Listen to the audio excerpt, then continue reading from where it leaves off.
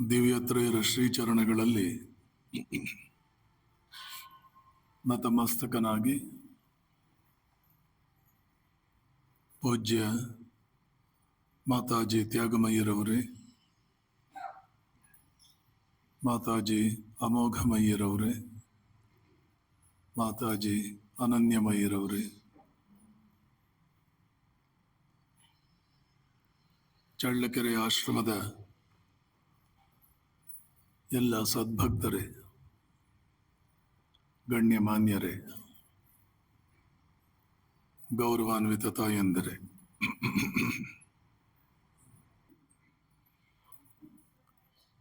ಶ್ರೀರಾಮಕೃಷ್ಣರ ಜೀವನದಲ್ಲಿ, ಸ್ವಾಮಿ ವಿವೇಕಾನಂದರ ಜೀವನದಲ್ಲಿ ಒಂದು ಘಟನೆ ಬರುತ್ತೆ. ಭಾಗವತದ ಸಂದೇಶಕ್ಕೆ ನೇರವಾಗಿ ಅದು ಸಂಬಂಧವನ್ನು ಹೊಂದಿದೆ.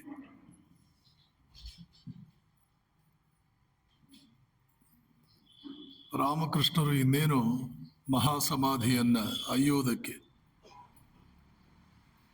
ಬಹಳ ದಿನ ಏನು ಉಳಿದಿಲ್ಲ.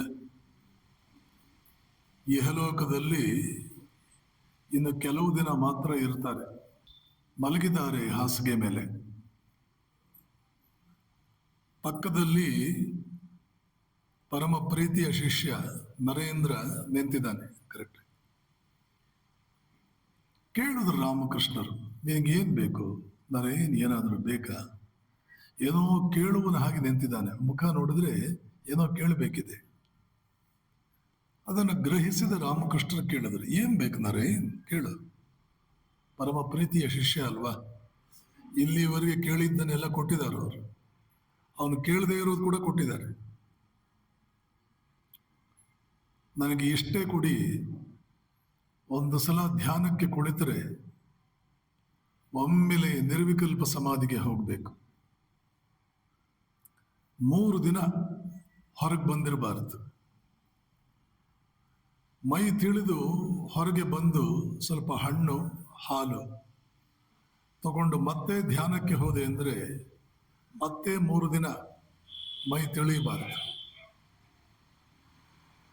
ಇಂತಹ ಉನ್ನತವಾದ ಸ್ಥಿತಿಯನ್ನು ನನಗೆ ದಯಪಾಲಿಸಿ. ನೆನ್ಪಿಟ್ಕೊಳ್ಳಿ, ನಿರ್ವಿಕಲ್ಪ ಸಮಾಧಿ ಅಂದರೆ ಮನುಷ್ಯ ಪರಬ್ರಹ್ಮನಾಗುವ ಕಾಲ. ಅವನು ಬ್ರಹ್ಮನೇ ಆಗ್ಬಿಡ್ತಾನೆ. ಕಾಲ, ದೇಶ, ಕಾರ್ಯಕಾರಣ ಸಂಬಂಧ, ಚಲನೆಗಳು, ಇಡೀ ವಿಶ್ವ, ಇದರ ಮೇಲೆ ಅವನಿಗೆ ನಿಯಂತ್ರಣ ಬರುತ್ತೆ. ಮುಂದೆ ವಿವೇಕಾನಂದ ಹೇಳ್ತಾರೆ, ಪ್ರಕೃತಿಯನ್ನು ನಿಯಂತ್ರಿಸುವುದೇ ಮನುಷ್ಯ ಜೀವನದ ಗುರಿ. ಇಡೀ ಪ್ರಕೃತಿಯನ್ನು ಆಳುವುದೇ ಮನುಷ್ಯ ಜನ್ಮದ ಗುರಿ. ಅದು ಸಾಧ್ಯವಾಗುವುದು ನಿರ್ವಿಕಲ್ಪ ಸಮಾಧಿಯಲ್ಲಿ. ಕಾಲ ಮುಂದಕ್ಕೆ ಚಲಿಸಲ್ಲ, ನಿಂತು ಬಿಡುತ್ತೆ. ಶಂಕರಾಚಾರ್ಯರು ತನ್ನ ಗುರುಗಳು ನಿರ್ವಿಕಲ್ಪ ಸಮಾಧಿಗೆ ಹೋಗಿ ಕಾಲವನ್ನು ಮುಂದಕ್ಕೆ ಚಲಿಸದಂತೆ ಬ್ರೇಕ್ ಹಾಕ್ಬಿಟ್ರು. 700 ವರ್ಷಗಳ ಕಾಲ ಬದುಕಿದ್ರು. ಕೂತಾಗೆ ಹೇಗಿದ್ರು ಧ್ಯಾನಕ್ಕೆ 700 ವರ್ಷಗಳ ನಂತರವೂ ಹಾಗೇ ಇದ್ರು. ಯಾಕೆ? ಅವರ ಪ್ರಪಂಚದಲ್ಲಿ ಗಡಿಯಾರ ಮುಂದಕ್ಕೆ ಹೋಗಲೇ ಇಲ್ಲ, ಶರೀರ ಮುದಿತನ ಬರಲೇ ಇಲ್ಲ.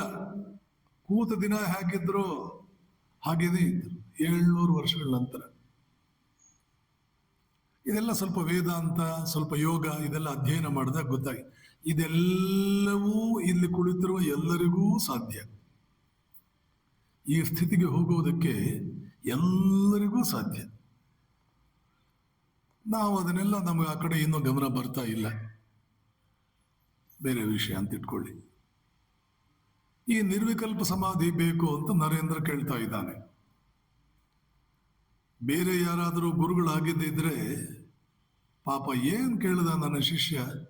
ಹಣ ಕೇಳದ್ನ, ಬಂಗಾರ ಕೇಳದ್ನ, ಅಧಿಕಾರ ಕೇಳದ್ನ, ಅದು ಇದು ಭೋಗ ಭಾಗ್ಯಗಳನ್ನು ಕೇಳದ್ನ? ಕೇಳ್ತಾ ಇರೋದು ನಿರ್ವಿಕಲ್ಪ ಸಮಾಧಿ. ಕೊಟ್ಬಿಡೋಣ ಅಂತ ಅನಿಸ್ತಿತ್ತು ಬೇರೆ ಗುರುಗಳಿಗೆ. ರಾಮಕೃಷ್ಣರು ಹೇಳ್ತಾರೆ, ಅದು ಬಹಳ ಕೆಳಮಟ್ಟದ್ದು ಕಣೋ, ಅದನ್ನ ಯಾಕೆ ಆಸೆ ಪಡ್ತೀಯ? ಅದು ಬಹಳ ಕೆಳಮಟ್ಟದ್ದು, ಅದಕ್ಕೆ ಯಾಕೆ ಆಸೆ ಪಡ್ತೀಯ? ಕ್ಷುಲ್ಲಕ ಅದು. ಯಾಕೆ? ಅಲ್ಲಿ ನೀನು ಕಣ್ಣು ಮುಚ್ಚಿಕೊಂಡು ದೇವರನ್ನು ಕಾಣ್ತೀಯ. ಅದಕ್ಕಿಂತಲೂ ಮೇಲ್ಮಟ್ಟದ್ದು ಕಣ್ಣು ತೆರೆದುಕೊಂಡು ಭಗವಂತನನ್ನು ಕಾಣುವುದು. ಇದು ಒಂದು ರೀತಿಯ ನಿರ್ವಿಕಲ್ಪ ಸಮಾಧಿನೇ, ಆದರೆ ಇದು ಪರಿಪೂರ್ಣ ಅದ್ವೈತ ಸ್ಥಿತಿ. ಜಗತ್ತಿನಲ್ಲಿ ಎಲ್ಲೆಲ್ಲೂ ಮತ್ತು ತನ್ನಲ್ಲೂ ಒಂದೇ ಪರಮಾತ್ಮನನ್ನು ಕಾಣುವುದು, ತನ್ನನ್ನೇ ಎಲ್ಲೆಲ್ಲೂ ಕಾಣುವುದು. ಮನುಷ್ಯ ಯಾಕೆ ಮದುವೆ ಆಗ್ತಾನೆ? ಇನ್ನೊಂದು ಶರೀರ, ಈಗ ಒಂದೇ ಶರೀರದಲ್ಲಿ ಬದುಕ್ತಾ ಇದ್ದೇನೆ, ಇನ್ನೊಂದು ಶರೀರದಲ್ಲೂ ಬದುಕಿ 2 ಶರೀರದಲ್ಲಿ ಬದುಕಿದ್ರೆ ಇನ್ನೂ ಖುಷಿ ಜಾಸ್ತಿ ಆಗುತ್ತೆ ಅಂತ ಮದುವೆ ಆಗ್ತಾನೆ. ಅದಾದ್ಮೇಲೆ ಉಲ್ಟಾ ಹೊಡೆಯುತ್ತೆ, ಅದು ಬೇರೆ ವಿಷಯ.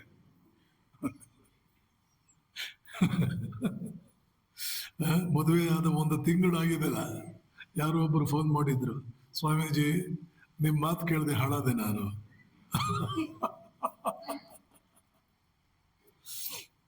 ಇರ್ಲಿ ಪಾಪ, ಅವ್ರಿಗೆ ಬೆಸ್ಟ್ ಆಫ್ ಲಕ್ ಹೇಳೋಣ, ದೇವ್ರ ಕೃಪೆ ಆಗ್ಲಿ ಅವ್ರು. 2 ಶರೀರದಲ್ಲಿ ಬದುಕೋಣ, ಒಂದೇ ಶರೀರದಲ್ಲಿ ಬದುಕಿದ್ರೆ ಅಷ್ಟು ಖುಷಿ ಇರಲ್ಲ ಅಂತ ಮದುವೆ ಆಗ್ತಾನೆ. 2 ಶರೀರ ಸಾಕಾಗಲ್ಲ, 4-5 ಶರೀರದಲ್ಲಿ ಬದುಕಿ ಆನಂದ ಪಡೋಣ ಅಂತ ಮಕ್ಕಳನ್ನು ಮಾಡ್ಕೊಳ್ತಾನೆ. ಆ ಮಗು ಖುಷಿ ಆದ್ರೇನೆ ಇವನು ಖುಷಿ, ಈ ಮಗು ಖುಷಿ ಆದ್ರೆ ಖುಷಿ. ಎಲ್ಲ ಮಕ್ಕಳು ಹೆಂಡತಿ ಖುಷಿ ಪಟ್ಬಿಟ್ರೆ ಏನೋ ಖುಷಿ, ಅದಾಗುತ್ತೆ. ಹಾಗೆ ಇದು ದುಃಖನೂ ಆಗುತ್ತೆ. ಅದಕ್ಕೆ ದುಃಖ ಆದ್ರೆ ಒಂಚೂರು ದುಃಖ ಆಗುತ್ತೆ. ಆದರೆ ದುಃಖ ಹಂಚಲ್ಪಟ್ಟಾಗ ಅದರ ತೀವ್ರತೆ ಕಡಿಮೆ ಆಗುತ್ತೆ. ಆದ್ದರಿಂದ ದುಃಖ ಹೇಳ್ಕೋಬೇಕು, ನಮ್ಮ ಆತ್ಮೀಯರ ಮುಂದೆ ನಾವು ಹೇಳ್ಕೋಬೇಕು, ಒಳಗೆ ಇಟ್ಕೋಬಾರದು. ಹೇಳ್ಕೊಂಡ್ರೆ ಅದರ ತೀವ್ರತೆ ಕಡಿಮೆ ಆಗುತ್ತೆ. ಪರಮಾತ್ಮ ಎಂತ ಅದ್ಭುತ, ಅವನು ದುಃಖವನ್ನು ಹಂಚಿಕೊಂಡಾಗ ಕಡಿಮೆ ಆಗುತ್ತೆ, ಸುಖ ಹಂಚಿಕೊಂಡಾಗ ಜಾಸ್ತಿ ಆಗುತ್ತೆ. ಆದ್ದರಿಂದ ಸುಖ ದುಃಖಗಳನ್ನು ಹಂಚ್ಕೊಳ್ಬೇಕು. ಎಲ್ಲಿ ಹಂಚ್ಕೊಳ್ಳೋಣ? ಅದಕ್ಕೋಸ್ಕರ 1 ಹೆಂಡತಿ ಬೇಕು, ಅದಕ್ಕೋಸ್ಕರ 1-2 ಮಕ್ಕಳು ಬೇಕು. ಈ ನಿರ್ವಿಕಲ್ಪ ಸಮಾಧಿಗಿಂತಲೂ ದೊಡ್ಡದಿದೆ ಕಣೋ. ಅದನ್ನು ರಾಮಕೃಷ್ಣ, ಇದೇನದು? ಪೂರ್ಣ ಅದ್ವೈತ ಸ್ಥಿತಿ. ಪ್ರಪಂಚದ ಕಲ್ಲು ಮಣ್ಣು ಎಲ್ಲೆಲ್ಲೂ ನಾನೇ ಇದ್ದೇನೆ, ಎಲ್ಲೆಲ್ಲೂ ನಾನೇ ಇದ್ದೇನೆ. ಇದೊಂದು ಸ್ಥಿತಿ ಇದೆ, ಇದು ಅದಕ್ಕಿಂತಲೂ ದೊಡ್ಡದು. ಮತ್ತು ಎಲ್ಲೆಲ್ಲೂ ನಾನೇ ಇದ್ದೀನಿ ಅಂತ ಅಂದ್ಕೊಂಡು ಸುಮ್ಮನೆ ಆಗೋದಲ್ಲ. ನನ್ನನ್ನು ನಾನು ಎಷ್ಟು ಪ್ರೀತಿಯಿಂದ ನೋಡ್ಕೊಳ್ತೀನೋ, ನನ್ನ ಮೇಲೆ ನನಗೆ ಎಷ್ಟು ಪ್ರೀತಿ ಅಭಿಮಾನ ಇರುತ್ತೋ, ಹಾಗೆ ಪ್ರತಿಯೊಬ್ಬರ ಮೇಲೂ ಇರುತ್ತೆ. ನೀವು ಅದನ್ನ ಊಹೆ ಮಾಡಲಾರ್ರಿ. ಅದ್ಭುತವಾದಂಥ ಸ್ಥಿತಿ ಅದು. ಬಹಳ ಹೊತ್ತಿರೋಕ್ಕಾಗಲ್ಲ ಅದರಲ್ಲಿ, ಆ ಸ್ಥಿತಿಯಲ್ಲಿ ಬಹಳ ಇರೋಕ್ಕಾಗಲ್ಲ. ಅದು ದಿವ್ಯಾದ್ಭುತವಾದ ಸ್ಥಿತಿ ಅದು. ಈ ಸ್ಥಿತಿಯನ್ನು ನೀನು ಪಡ್ಕೊಳ್ಬೇಕಾಗಿರೋದು, ನಾನು ಅಂದ್ಕೊಂಡೆ ದೊಡ್ಡ ಆಲದ ಮರವಾಗಿ ನೀನು ಬೆಳೆದು ಅದರ ಆಶ್ರಯದಲ್ಲಿ, ಅದರ ನೆರಳಲ್ಲಿ ಕೋಟ್ಯಾಂತರ ಜನರಿಗೆ ನೀನು ಆಶ್ರಯ ಕೊಡ್ತೀಯ. ಅಂದ್ರೆ ಅದ್ವೈತ ಸ್ಥಿತಿಗೆ ನೀನು ಹೋಗಿ ನಿನ್ನನ್ನೇ ಬೇರೆಯವರಲ್ಲೆಲ್ಲ ಕೂಡ ಕಂಡು ಬೇರೆಯವರನ್ನು ನಿನ್ನ ರೀತಿಯಲ್ಲೇ ಪರಿವರ್ತನೆ ಮಾಡ್ತೀಯ. ಬೇರೆಯವರೆಲ್ಲ ನಿನ್ನ ಹಾಗಾಗೋದಕ್ಕೆ ಏನೇನು ಮಾಡಬೇಕು ಅದನ್ನೆಲ್ಲ ಮಾಡ್ತೀಯ. ಯಾಕೆಂದ್ರೆ ನಿನಗಿಂತಲೂ ಬೇರೆ ಸ್ಥಿತಿಯಲ್ಲಿ ಬೇರೆಯವರನ್ನು ಕಾಣೋದಕ್ಕೆ ನಿನಗಿಷ್ಟವಾಗಲ್ಲ. ಯಾವ ತಂದೆ ತಾಯಿ ತಮ್ಮ ಮಕ್ಕಳು ಕೆಳಮಟ್ಟದಲ್ಲಿ ಬದುಕೋದನ್ನು ಇಷ್ಟಪಡ್ತಾರೆ, ಸ್ವಲ್ಪವೇ ಸಾಧನೆ ಮಾಡೋದನ್ನು ಇಷ್ಟಪಡ್ತಾರೆ. ಬಹಳ ಮಾಡಬೇಕು. ಎಲ್ಲಿ ಪ್ರೇಮ ಇದೆಯೋ ಅದರ ಲಕ್ಷಣವೇ ಅದು. ಯಾರ ಮೇಲೆ ನಮಗೆ ಪ್ರೇಮ ಇದೆಯೋ ಅದಕ್ಕೆ ಎಲ್ಲ ಒಳ್ಳೆಯದಾಗ್ತಿರ್ಬೇಕು, ಅದ್ರ ಮೇಲೆ ಹೋಗ್ತಾ ಇರಬೇಕು. ಹಾಗೆ ಆಶಿಸ್ತೀವಿ, ಸಿಕ್ಕಿದ ದೇವರಿಗೆ ಪ್ರಾರ್ಥನೆ ಮಾಡ್ತೀವಿ, ಮತ್ತೆ ನಮ್ಮ ಕೈಲಾದ ಪ್ರಯತ್ನವೂ ಮಾಡ್ತೀವಿ. ಇದು ಅದ್ವೈತ ಸ್ಥಿತಿ. ಜಗತ್ತನ್ನೇ ನಿನ್ನ ಮಟ್ಟಕ್ಕೆ ಏರಿಸುವುದಕ್ಕೆ ನೀನು ಪ್ರಯತ್ನ ಮಾಡ್ತೀಯ. ಹಾಗಾಗ್ತೀಯ ಅಂತ ನಾನು ಅನ್ಕೊಂಡೆ.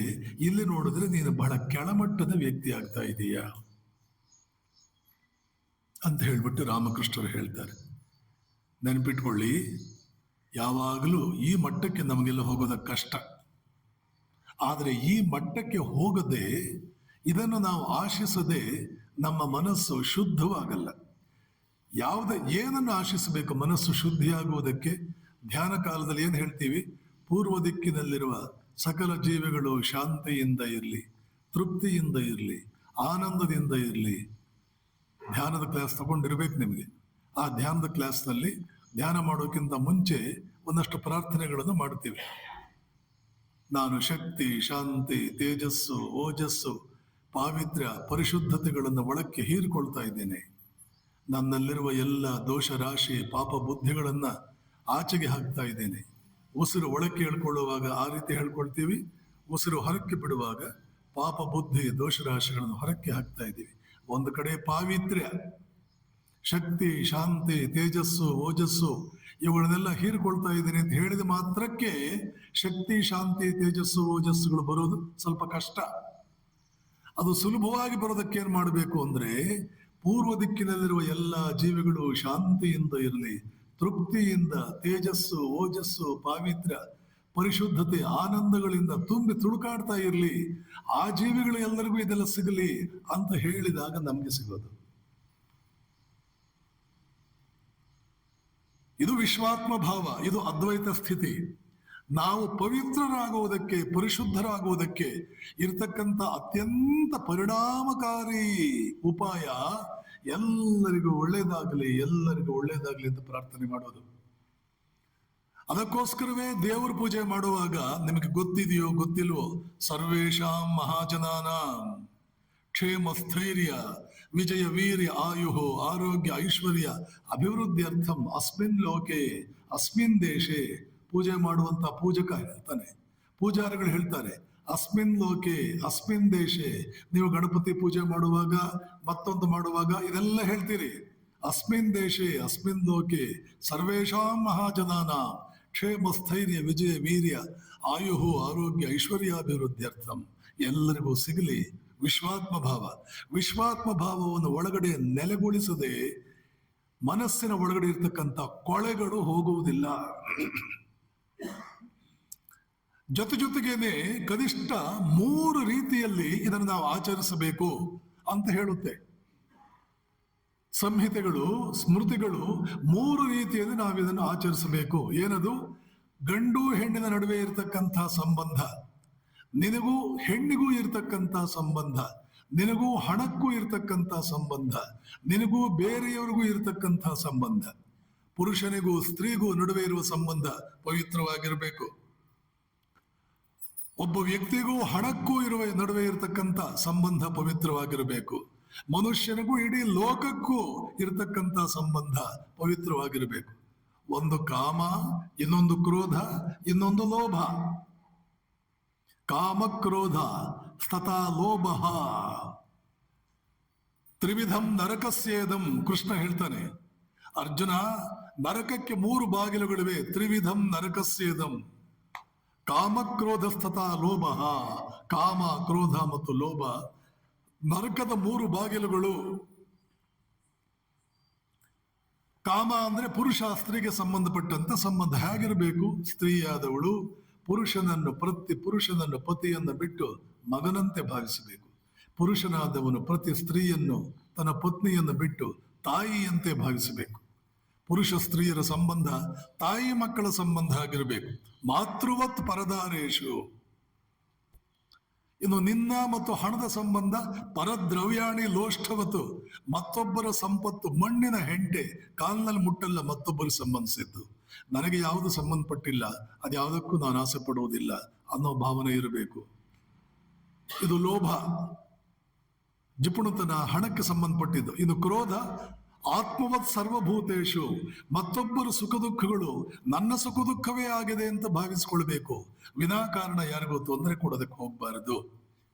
ಇಷ್ಟರ ಮಟ್ಟಿಗಾದರೂ ನಿನ್ನ ಮತ್ತು ಸುತ್ತ ಇರತಕ್ಕಂತಹ ಜಗತ್ತಿನ ನಡುವೆ ಒಂದು ಸಾಮರಸ್ಯ ನೀನು ಬೆಳೆಸ್ಕೊಳ್ಳಿಲ್ಲ ಅಂದ್ರೆ ಯಾವ ಧ್ಯಾನವೂ ಇಲ್ಲ, ಯಾವ ಆಧ್ಯಾತ್ಮಿಕವೂ ಇಲ್ಲ, ಯಾವ ಭಕ್ತಿ, ಜ್ಞಾನ, ವೈರಾಗ್ಯ, ರಾಜಯೋಗ, ಕರ್ಮಯೋಗ, ಯಾವ ಯೋಗವೂ ಇಲ್ಲ. ಮರೆತು ಬಿಡು ಅದನ್ನೆಲ್ಲ ಮರೆತು ಬಿಡು. ಆದರೂ ಅದಕ್ಕೊಂದು ಅವಕಾಶ ಇದೆ. ನಿನ್ನೆ ಹೇಳಿದ ಹಾಗೆ ಅಜಾಮಿಳ ಎಷ್ಟೇ ಹಾದಿ ತಪ್ಪಿದ್ರೂ ಕೂಡ ಒಂದು ರೀತಿಯಲ್ಲಿ ಎಲ್ಲೋ ಪರಮಾತ್ಮನ ಮೇಲೆ ಆತನಿಗೊಂದು ಭಕ್ತಿ ಇದ್ದುದರಿಂದ ಕೃಷ್ಣ ಗೀತೆಯಲ್ಲಿ ಹೇಳಿದಂತೆ ದುರಾಚಾರಿಯಾಗಿದ್ದರು ಅಪಿಚೇತ್ಸು ದುರಾಚಾರೋ ಭಜತೆ ಮಾಂ ಅನನ್ಯ ಭಾಕ್ ಅಂತ ಹೇಳಿರೋ ಹಾಗೆ ಪರಮಾತ್ಮನ ಮೇಲೆ ಒಂದು ಭಕ್ತಿ ಬಂದುಬಿಟ್ರೆ, ಭಕ್ತಿ ಭಾವಗಳು ಬಂದ್ರೆ ಎಂಥ ದುರಾಚಾರಿಯಾದ್ರೂ ಆಮೇಲೆ ಉದ್ಧಾರವಾಗ್ತಾನೆ ಅನ್ನುವಂಥದ್ದು ಬೇರೆ ವಿಷಯ. ತಾತ್ಪರ್ಯವೇನು? ರಾಮಕೃಷ್ಣರು ಏನ್ ಹೇಳ್ತಾ ಇದ್ದಾರೆ ನರೇಂದ್ರನಿಗೆ? ನರೇನ್, ಆ ಉನ್ನತ ಮಟ್ಟದ ಅದ್ವೈತ ಸ್ಥಿತಿಯಲ್ಲಿ ಇದಕ್ಕಿಂತಲೂ ಆನಂದವಾಗಿರುವುದಕ್ಕೆ ಸಾಧ್ಯವಾಗುತ್ತದೆ. ಆ ಅದ್ವೈತ ಸ್ಥಿತಿ ಪೂರ್ಣ ಪ್ರಮಾಣದಲ್ಲಿ ಮಾಗಿದ ಪ್ರೇಮವಾಗುತ್ತದೆ. ಭಕ್ತಿ ಯೋಗದಲ್ಲಿ ಆ ಪ್ರೇಮವೆಲ್ಲ ಪರಮಾತ್ಮನ ಮೇಲೆ ಕೇಂದ್ರೀಕೃತವಾಗಿರುತ್ತೆ. ಇದು ಜ್ಞಾನ ಯೋಗದಲ್ಲಿ ಬರುವ ಭಕ್ತಿ, ಜ್ಞಾನ ಮಿಶ್ರಿತ ಭಕ್ತಿ. ಈ ಭಕ್ತಿಯಲ್ಲಿ ಜಗತ್ತನ್ನೆಲ್ಲ ಪರಮಾತ್ಮನ ರೀತಿಯಲ್ಲೇ ನೋಡ್ತಾನೆ, ಪರಮಾತ್ಮನ ರೀತಿಯಲ್ಲಿ ನೋಡ್ತಾನೆ. ದ್ವೇಷ, ಕ್ರೋಧ, ಸಂಕುಚಿತತೆ ಎಲ್ಲೋ ಹೊರಟೋಗಿ ಸತ್ತು ಹೋಗುತ್ತೆ. ಋಷಿಕೇಶದಲ್ಲಿ ಒಬ್ಬ ಹುಚ್ಚ ಇದ್ದ. ಆ ಹುಚ್ಚ ಬೀದಿಲಿ ಹೋಗ್ತಾ ಇರ್ಬೇಕಾದ್ರೆ ಹುಡುಗರೆಲ್ಲ ಅವನಿಗೆ ಕಲ್ಲು ಹೊಡಿತಿದ್ರು. ಆ ಕಲ್ಲೆಲ್ಲ ಕೂಡ ಮೈ ಮೇಲೆ ಬಿದ್ದಿದೆ, ರಕ್ತ ಸೋರ್ತಾ ಇದೆ. ಆವಾಗ ಈ ಹುಚ್ಚನು ಕೂಡ ಒಂದೆರಡು ಕಲ್ಲು ತಗೊಂಡು ಆ ಹುಡುಗರ ಕಡೆಗೆ ಹಾಕೋನು. ವಿವೇಕಾನಂದರು ನೋಡಿದ್ರು, ಹುಚ್ಚ ಅಲ್ಲ ಇವನು, ಬ್ರಹ್ಮಜ್ಞಾನಿ ಇವನು. ಉನ್ನತ ಅದ್ವೈತ ಸ್ಥಿತಿಯಲ್ಲಿರ್ತಕ್ಕಂತಹ ಬ್ರಹ್ಮಜ್ಞಾನಿ ಇವನು. ದಕ್ಷಿಣೇಶ್ವರಕ್ಕೂ ಒಬ್ಬ ಬಂದಿದ್ದ. ನಾಯಿಗಳ ಜೊತೆ, ನಾಯಿಗಳನ್ನು ಬಿಟ್ಟು ಎಲೆನಲ್ಲಿ ಊಟ ಮಾಡೋದಕ್ಕೆ ಆ ನಾಯಿ ಒಂದು ಅರ್ಧ ತಿಂದ ಮೇಲೆ ಎಳ್ಕೊಂಡು ಮಿಕ್ಕಿದ ಅರ್ಧವನ್ನು ಅವನು ತಿಂತಿದ್ದ.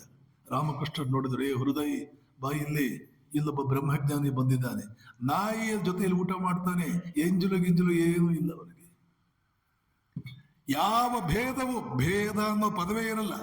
ಹೃದಯ ಓಡಿ ಹೋಗಿ, ಮಹಾಶಯ ನನಗೆ ಒಂದೇನಾದ್ರೂ ಉಪದೇಶ ಕೊಡಿ ಅಂದ್ರೆ, ಗಂಗಾ ನದಿ ನೀರು, ಚರಂಡಿ ನದಿ ನೀರು ಎರಡೂ ಒಂದಾಗ ತಿಳ್ಕೊ, ನಿನಗೆ ಬ್ರಹ್ಮಜ್ಞಾನ ಬಂದಿದೆ. ಎರಡೂ ಒಂದೇ ಅಂತ ನಿನಗೆ ಅನ್ನಿಸಿದಾಗ ತಿಳ್ಕೊ, ಅಲ್ಲಿ ಬ್ರಹ್ಮಜ್ಞಾನ ಬಂದಿದೆ ಅಂತ ತಿಳ್ಕೊ ನೀನು. ಈ ಋಷಿಕೇಶದಲ್ಲಿ ಈ ಹುಚ್ಚನಿಗೆ ಹುಡುಗರು ಹೊಡಿತಾ ಇದ್ದಾರೆ, ರಕ್ತ ಬರ್ತಾ ಇದೆ ಈ ಗಾಯಗಳಾಗಿ. ಹೋಗಿ ವಿವೇಕಾನಂದರು ಒಂದು ಬಟ್ಟೆ ಸುಟ್ಟು ಆ ಬಟ್ಟೆಯ ಬೂದಿಯನ್ನ ಆ ಗಾಯಗಳಿಗೆಲ್ಲ ಸವರಿ, ಮಹಾಶಯ ನೀವು ಯಾಕೆ ಈ ರೀತಿ ಹುಡುಗರ ಜೊತೆಯಲ್ಲಿ ಏಟ್ ತಿಂದ್ರಿ, ಆ ಕಡೆ ಎಲ್ಲಾದ್ರೂ ಓಡ್ ಹೋಗ್ಬೋದಾಗಿತ್ತಲ್ಲ ಅಂತಂದ್ರೆ ಏನ್ ಹೇಳ್ಬೇಕಾತ? ನಾನು ನನ್ನ ಪ್ರಿಯತಮ ಒಬ್ಬರ ಮೇಲೊಬ್ಬರು ಕಲ್ಲೆರಚಿಕೊಂಡು ಆನಂದವಾಗಿ ಆಟ ಆಡ್ತಾ ಇದ್ವಿ. ನಾನು ನನ್ನ ಪ್ರಿಯತಮ ಒಬ್ಬರ ಮೇಲೊಬ್ಬರು ಕಲ್ಲೆರಚಿಕೊಂಡು ಆನಂದವಾಗಿ ಆಟ ಆಡ್ತಾ ಇದ್ವಿ. ನಗ್ನಗ್ತಾ ಇರ್ತಾನೆ, ರಕ್ತ ಬರ್ತಾ ಇರುತ್ತೆ, ಬುಗ್ಗೆ ರಕ್ತ ಸಾಕಷ್ಟು ಬರ್ತಾ ಇರುತ್ತೆ, ನಗ್ನಗ್ತಾ ಇರ್ತಾನೆ. ಯಾವ ಸ್ಥಿತಿ ಇದು? ವಿಶ್ವಾತ್ಮ ಭಾವದ ಸ್ಥಿತಿ. ದ್ವೇಷವೇ ಇಲ್ಲ. ಯಾರಾದರೂ ನಿಮಗೆ ತೊಂದರೆ ಕೊಟ್ಟರು ಆಟ ಆಡ್ತಾ ಇದ್ವಿ ನಾನು ಅವ್ರ ಜೊತೆ. ಅವರೆಲ್ಲ ನಾನು ನನ್ನ ಪ್ರಿಯತಮ ಅಂದ್ರೆ ಯಾರು? ಪರಮಾತ್ಮ ಈ ರೂಪದಲ್ಲಿ ಬಂದಿದ್ದ. ನನ್ನ ಪರಮಾತ್ಮನ ಜೊತೆ ನಾನು ಆಟ ಆಡ್ತಾ ಇದ್ದೆ ಕಲ್ಲೆರಿಚಿಕೊಂಡು. ನಾನು ನನ್ನ ಪರಮಾತ್ಮ, ನಾವಿಬ್ಬರು ಕೂಡ. ಪ್ರಿಯತಮ ಅಂದ್ರೆ ಭಗವಂತ. ಆದ್ರೆ ಅಲ್ಲಿರೋದು ಹುಡುಗರು ಜೋರಾಗಿ ಕಲ್ಲು ಹಾಕ್ತಿದ್ದಾರೆ.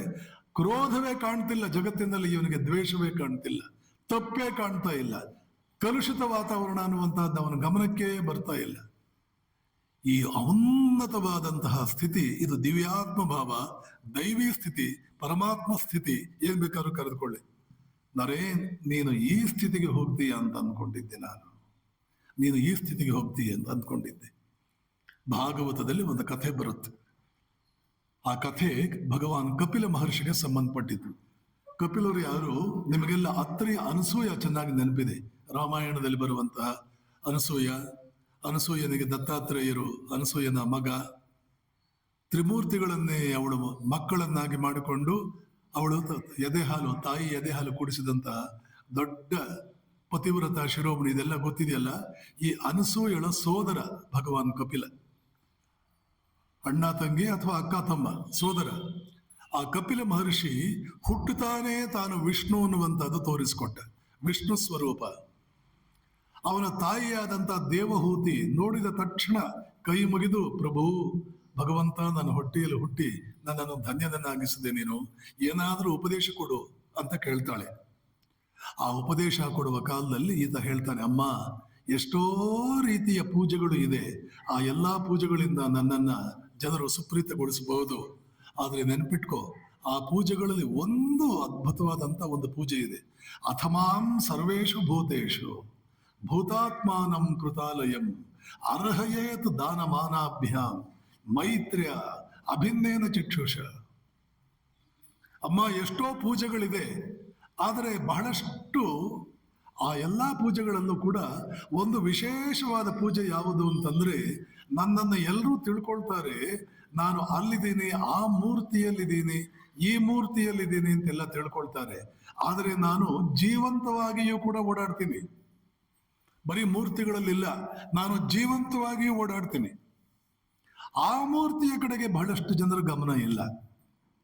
ಎಲ್ಲಿ ಜೀವಂತವಾಗಿ ಓಡಾಡ್ತಾನೆ ಅವನು, ಅದೇ ಸ್ವಾಮಿ ವಿವೇಕಾನಂದರು ಹೇಳ್ತಾ ಇದ್ದದ್ದು, ದೀನ ದೇವೋ ಭವ, ದರಿದ್ರ ದೇವೋ ಭವ, ಪಾಪಿ ದೇವೋ ಭವ, ರೋಗಿ ದೇವೋ ಭವ. ಭಾರತ ಬಹಳ ಕಲಿಯಬೇಕು, ಈ ವಿಷಯದಲ್ಲಿ ಬಹಳ ಕಲಿಬೇಕು. ಆಧ್ಯಾತ್ಮಿಕತೆ ಮತ್ತು ಸಹಮಾನವರ ಜೊತೆಯ ಸಂಬಂಧ ಯಾವಾಗಲೂ ಒಟ್ಟೊಟ್ಟಿಗೆನೇ ಹೋಗುವಂತಹದ್ದು.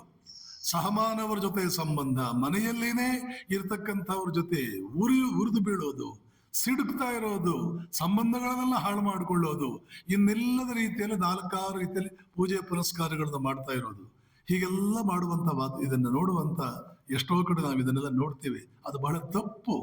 ಚೆನ್ನಾಗಿ ಅರ್ಥ ಮಾಡಿಕೊಳ್ಬೇಕು, ಬಹಳ ಚೆನ್ನಾಗಿ ಅರ್ಥ ಮಾಡ್ಕೊಳ್ಬೇಕು ಇದನ್ನೆಲ್ಲ ನಾವು. ಅಥಮಾಂ ಸರ್ವೇಷು ಭೂತೇಶು, ಭಗವಾನ್ ಕಪಿಲ ಮಹರ್ಷಿ ಹೇಳ್ತಾನೆ, ಪ್ರತಿ ಭೂತ ಅಂದ್ರೆ ಜೀವಿ, ಪ್ರತಿ ಜೀವಿಯಲ್ಲೂ ಕೂಡ ನಾನಿದ್ದೇನೆ, ಪ್ರತಿ ಜೀವಿಯಲ್ಲೂ ನಾನಿದ್ದೇನೆ. ಗಣೇಶ ಒಂದ್ಸಲ ಬರ್ತಾನೆ, ನೋಡಿದ್ರೆ ಪಾರ್ವತಿಯ ಹೊಟ್ಟೆ ಮೇಲೆ, ಕೈ ಮೇಲೆ ಎಲ್ಲ ಕಡೆ ಬರೆ ಬಿದ್ದಿದೆ. ಯಾರೋ ಜೋರಾಗಿ ಕೋಲ್ನಲ್ಲಿ ಹೊಡೆದ್ರೆ ಬರೆ ಬೀಳುತ್ತಲ್ಲ, ಆ ರೀತಿ ಬರೆ ಬಿದ್ದಿದೆ. ತಾಯಿ ಮೇಲೆ ಬಹಳ ಪ್ರೀತಿ ಗಣೇಶನಿಗೆ. ರಾಮಕೃಷ್ಣರು ಹೇಳ್ತಾ ಇದ್ದಂತ ಘಟನೆ ಇದು. ಅಮ್ಮ, ಯಾರು ನಿನಗೆ ಹೊಡೆದಿದ್ದು, ಯಾಕೆ ನಿನಗೆ ಇಷ್ಟೆಲ್ಲ ಗಾಯಗಳಾಗಿವೆ? ಗಣೇಶ ಕೇಳ್ತಾನೆ, ಪಾರ್ವತಿ ಹೇಳ್ತಾಳೆ, ನೀನೇ ಹೊಡೆದಿದ್ದು ನನಗೆ. ನಾನು ಯಾವಾಗ ಹೊಡಿತೀನಿ? ನೀನು ನನ್ನ ಪ್ರೀತಿಯ ಅಮ್ಮ ಅಲ್ವಾ, ನಾನು ಯಾವಾಗ ಹೊಡೆದೆ ನಾನು ನಿನಗೆ? ಇವತ್ತು ಬೆಳಗ್ಗೆ ನೀನು ಯಾರಿಗೆ ಹೊಡೆದೆ ಹೇಳು? ಬೆಳಗ್ಗೆ ಯಾರಿಗೂ ಜೋರಾಗಿ ಹೊಡೆದಿಲ್ಲ ನೀನು, ಯಾರಿಗೆ ಹೊಡೆದೆ ಹೇಳು? ಬೆಕ್ಕಿಗೆ ಹೊಡೆದೆ ನಾನು. ಅದು ಹೆಣ್ಣು ಬೆಕ್ಕು, ಅದರ ಒಳಗಡೆ ಇರೋದು ನಾನೇ. ಎಲ್ಲಿ ಗಂಡು ಪ್ರಾಣಿ ಇದೆಯೋ ಅದರ ಒಳಗಡೆ ಇರತಕ್ಕಂಥದ್ದು ನಿಮ್ಮಪ್ಪ, ಎಲ್ಲಿ ಹೆಣ್ಣು ಪ್ರಾಣಿ ಇದೆಯೋ ಅಲ್ಲೆಲ್ಲ ಇರ್ತಕ್ಕಂಥದ್ದು ನಾನೇ. ಅದನ್ನ ಯಾಕೆ ಹೊಡೆದೆ ನೀನು? ಗಣೇಶನಿಗೆ ಆವಾಗಲೇ ಅನ್ನಿಸ್ತು, ಎಲ್ಲ ಹೆಣ್ಣುಗಳಲ್ಲಿಯೂ ನನ್ನ ತಾಯಿ ಇದ್ದಾಳ, ಬ್ರಹ್ಮಚಾರಿಯಾಗಿ ಉಳಿದು ಬಿಟ್ಟ.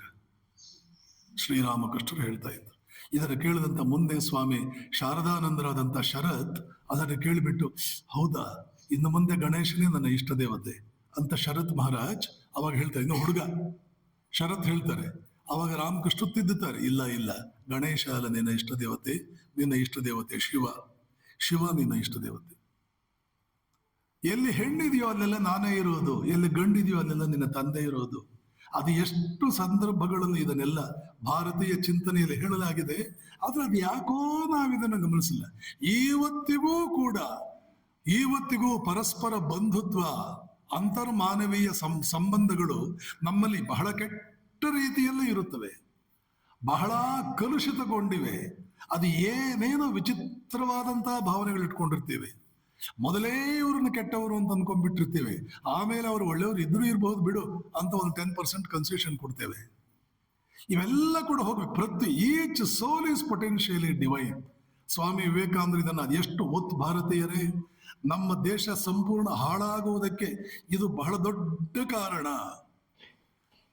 ಸ್ವಜನರ ಜೊತೆ ನಮಗೆ ಯಾವತ್ತಿಗೂ ಕೂಡ ಪ್ರೀತಿ ಪ್ರೇಮ ಬೆಳೀಲೇ ಇಲ್ಲ. ಅಸೂಯೆ, ಹೊಟ್ಟೆ ಕಿಚ್ಚುಪಟ್ಟುಕೊಳ್ಳೋದು, ಅವರ ಮೇಲೆ ಬಂದ್ರೆ ನಮ್ಗೆ ಸಹಿಸೋಕ್ಕಾಗಲ್ಲ. ಇದು ಒಂದು ರೀತಿಯ ಪಿತ್ರಾರ್ಜಿತ ಆಸ್ತಿ ಆಗ್ಬಿಟ್ಟಿದೆ ನಮ್ಮ ದೇಶದಲ್ಲಿ. ಜಪಾನ್ ದೇಶದಲ್ಲಿ ಮಕ್ಕಳನ್ನ ಈ ರೀತಿ ಬೆಳೆಸುವುದಿಲ್ಲ. ಹೇಗೆ ಬೆಳೆಸ್ತಾರೆ ಜಪಾನ್ನಲ್ಲಿ? ಪುಟ್ಟ ಮಗುವಾಗಿದ್ದಾಗ ಆಡುವುದಕ್ಕೆ ಗೊಂಬೆ ಕೊಟ್ಟು ತಂದೆ ತಾಯಿ ಹೇಳ್ತಾರಂತೆ, ಮಗು ನೀನು ಈ ಗೊಂಬೆಯನ್ನು ಬಹಳ ಪ್ರೀತಿ ಮಾಡಿಬಿಟ್ರೆ ಅದಕ್ಕೆ ಜೀವ ಬಂದ್ಬಿಡುತ್ತದೆ, ನೀನು ಬಹಳ ಪ್ರೀತಿ ಮಾಡಿಬಿಟ್ರೆ ಈ ಗೊಂಬೆಗೆ ಜೀವ ಬರುತ್ತೆ.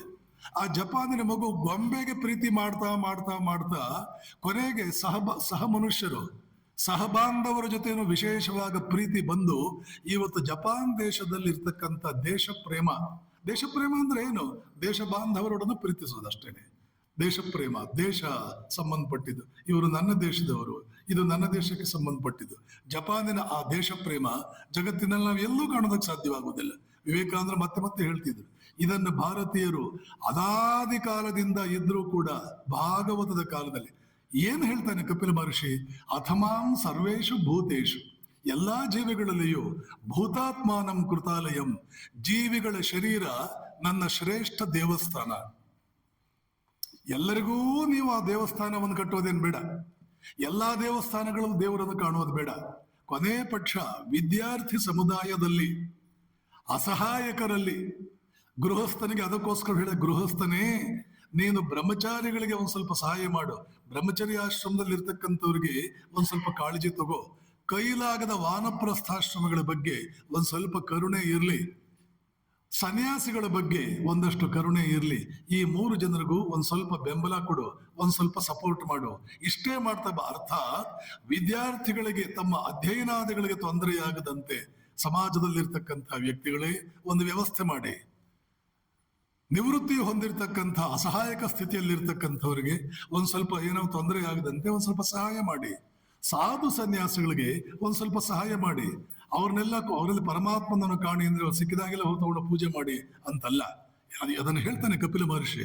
ಯಾವ ರೀತಿ ನನ್ನನ್ನು ಕಾಣಬೇಕು, ಯಾವ ರೀತಿ ನನ್ನನ್ನು ಈ ಜೀವಂತ ದೇವಾಲಯಗಳಲ್ಲಿ ದೇಹೋ ದೇವಾಲಯ ಪ್ರೋಕ್ತೋ, ಇನ್ನೊಂದು ಕಡೆ ಹೇಳುತ್ತೆ, ಇದೇ ಭಾಗವತ ಒಂದ್ ಕಡೆ ಹೇಳುತ್ತೆ, ದೇಹೋ ದೇವಾಲಯ ಪ್ರೋಕ್ತೋ ಶರೀರವೇ ದೇವಸ್ಥಾನ, ಜೀವೋ ದೇವ ಸನಾತನಃ. ಆ ಒಳಗಡೆ ಇರ್ತಕ್ಕಂಥ ಜೀವಾತ್ಮ ಅದೇ ದೇವರು. ತ್ಯಜೇತ್ ಅಜ್ಞಾನ ನಿರ್ಮಾಲ್ಯಂ ಸೋಹಂ ಭಾವೇನ ಪೂಜೆಯೇ. ಅಜ್ಞಾನ ಅನ್ನುವಂತ ನಿರ್ಮಾಲ್ಯವನ್ನ ಪ್ರತಿನಿತ್ಯ ತೆಗೀತಾ ನಾನು ದೇವನಾಗಿದ್ದೇನೆ ನೆನ್ಪಿಟ್ಕೊಳ್ಳಿ. ಇನ್ನೊಬ್ಬರಲ್ಲಿ ದೇವರನ್ನು ಕಾಣುವ ಅಷ್ಟು ಸುಲಭವಾಗಿ ನಮ್ಮಲ್ಲಿರುವ ದೇವರನ್ನು ಜಾಗೃತಗೊಳಿಸೋದಕ್ಕೆ ಯಾವ ಉಪಾಯವೂ ಇಲ್ಲ. ನಮ್ಮ ಒಳಗಡೆ ಇರೋ ದೇವರನ್ನ ಜಾಗೃತಗೊಳಿಸ್ಕೊಳ್ಬೇಕು ಅಂದ್ರೆ ನಾನಲ್ಲದ ಇನ್ನೊಂದರಲ್ಲಿ ದೇವರನ್ನು ಕಾಣುವುದೇ ಉಪಾಯ. ನಾವೇನ್ ಮಾಡ್ತೀವಿ, ನಾನಲ್ಲದ ಇನ್ನೊಂದು ಮೂರ್ತಿಯಲ್ಲಿ ದೇವರನ್ನು ಕಾಣ್ತೀವಿ. ನಾನಲ್ಲದ ಇನ್ನೊಂದು ಮೂರ್ತಿಯಲ್ಲಿ ದೇವರನ್ನು ಕಂಡು, ಇನ್ನೊಂದು ಚಿತ್ರಪಟದಲ್ಲಿ ದೇವರನ್ನು ಕಂಡು, ಇನ್ನೊಂದು ದೇವತಾ ವಿಗ್ರಹದಲ್ಲಿ ದೇವರನ್ನು ಕಂಡು, ಅದರಲ್ಲಿ ದೇವರನ್ನು ಕಂಡು ಪೂಜೆ ಮಾಡ್ತಾ ನೈವೇದ್ಯ ಮಾಡ್ತಾ ಅದರಲ್ಲಿ ದೇವರನ್ನು ಕಾಣ್ತಾ ಕಾಣ್ತಾ ಕಾಣ್ತಾ ನಮ್ಮಲ್ಲಿರೋ ದೇವರು ಜಾಗೃತನಾಗ್ತಾನೆ. ಇದು ಉಪಾಯ, ಇದೇ ಉಪಾಯ. ಹಾಗೆ ಇನ್ನೊಂದು ಮನುಷ್ಯನಲ್ಲೂ ಕೂಡ ದೇವರನ್ನು ಕಾಣ್ತಾ ಕಾಣ್ತಾ ಬಹುಶಃ ಅದಕ್ಕಿಂತಲೂ ಸುಲಭವಾಗಿ ನಮ್ಮಲ್ಲಿ ಜಾಗೃತವಾಗ್ತಾನೆ ನಮ್ಮೊಳಗಡೆ ಇರ್ತಕ್ಕಂಥ ಪರಮಾತ್ಮ.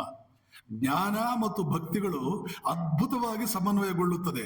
ಅಷ್ಟೇ ಅಲ್ಲ, ಸಮಾಜದಲ್ಲಿ ಯಾರು ಬಡವನಿಲ್ಲ, ದರಿದ್ರನಿಲ್ಲ, ಯಾವುದಕ್ಕೂ ತೊಂದರೆ ಇಲ್ಲದೆ ಸಮಾಜ ಬದುಕೊಂಡು ಹೋಗುತ್ತೆ. ಈ ಕಡೆ ಆಧ್ಯಾತ್ಮಿಕವಾಗಿ ನೀನು ಮುಂದುವರಿತೀಯ, ಆರ್ಥಿಕವಾಗಿ, ಸಾಮಾಜಿಕವಾಗಿ, ಸಾಂಸ್ಕೃತಿಕವಾಗಿ ಬೇರೆಯವರೆಲ್ಲ ಕೂಡ ಉದ್ಧಾರವಾಗ್ತಾ ಇರ್ತಾರೆ. ಎಲ್ಲಾ ರೀತಿಯ ಉದ್ಧಾರವ ಬಂದು ಸಮಾಜ ಧರ್ಮ ಅರ್ಥ ಕಾಮ ಮೋಕ್ಷಗಳಿಂದ ತುಂಬಿ ತುಳುಕಾಡುತ್ತೆ. ಆಧ್ಯಾತ್ಮಿಕತೆ ಇಡೀ ಸಮಾಜವನ್ನು ಉದ್ಧಾರ ಮಾಡುವುದು ಈ ರೀತಿಯಲ್ಲಿ. ಅದ್ವೈತ ಭಾವ ಆಧ್ಯಾತ್ಮಿಕತೆ ಸಮಾಜವನ್ನು ಉದ್ಧಾರ ಮಾಡುವುದು, ಮೇಲಕ್ಕೆತ್ತುವುದು ಈ ರೀತಿಯಲ್ಲಿ. ಸ್ವಾಮಿ ವಿವೇಕಾನಂದರು ಅದಕ್ಕೆ ಹೇಳ್ತಿದ್ರು, ಇನ್ನು ಮುಂದೆ ಅದ್ವೈತ ಭಾವವೇ ಹೆಚ್ಚಾಗಿ ನಮ್ಮಿಂದ ಆಚರಿಸಲ್ಪಡಬೇಕು.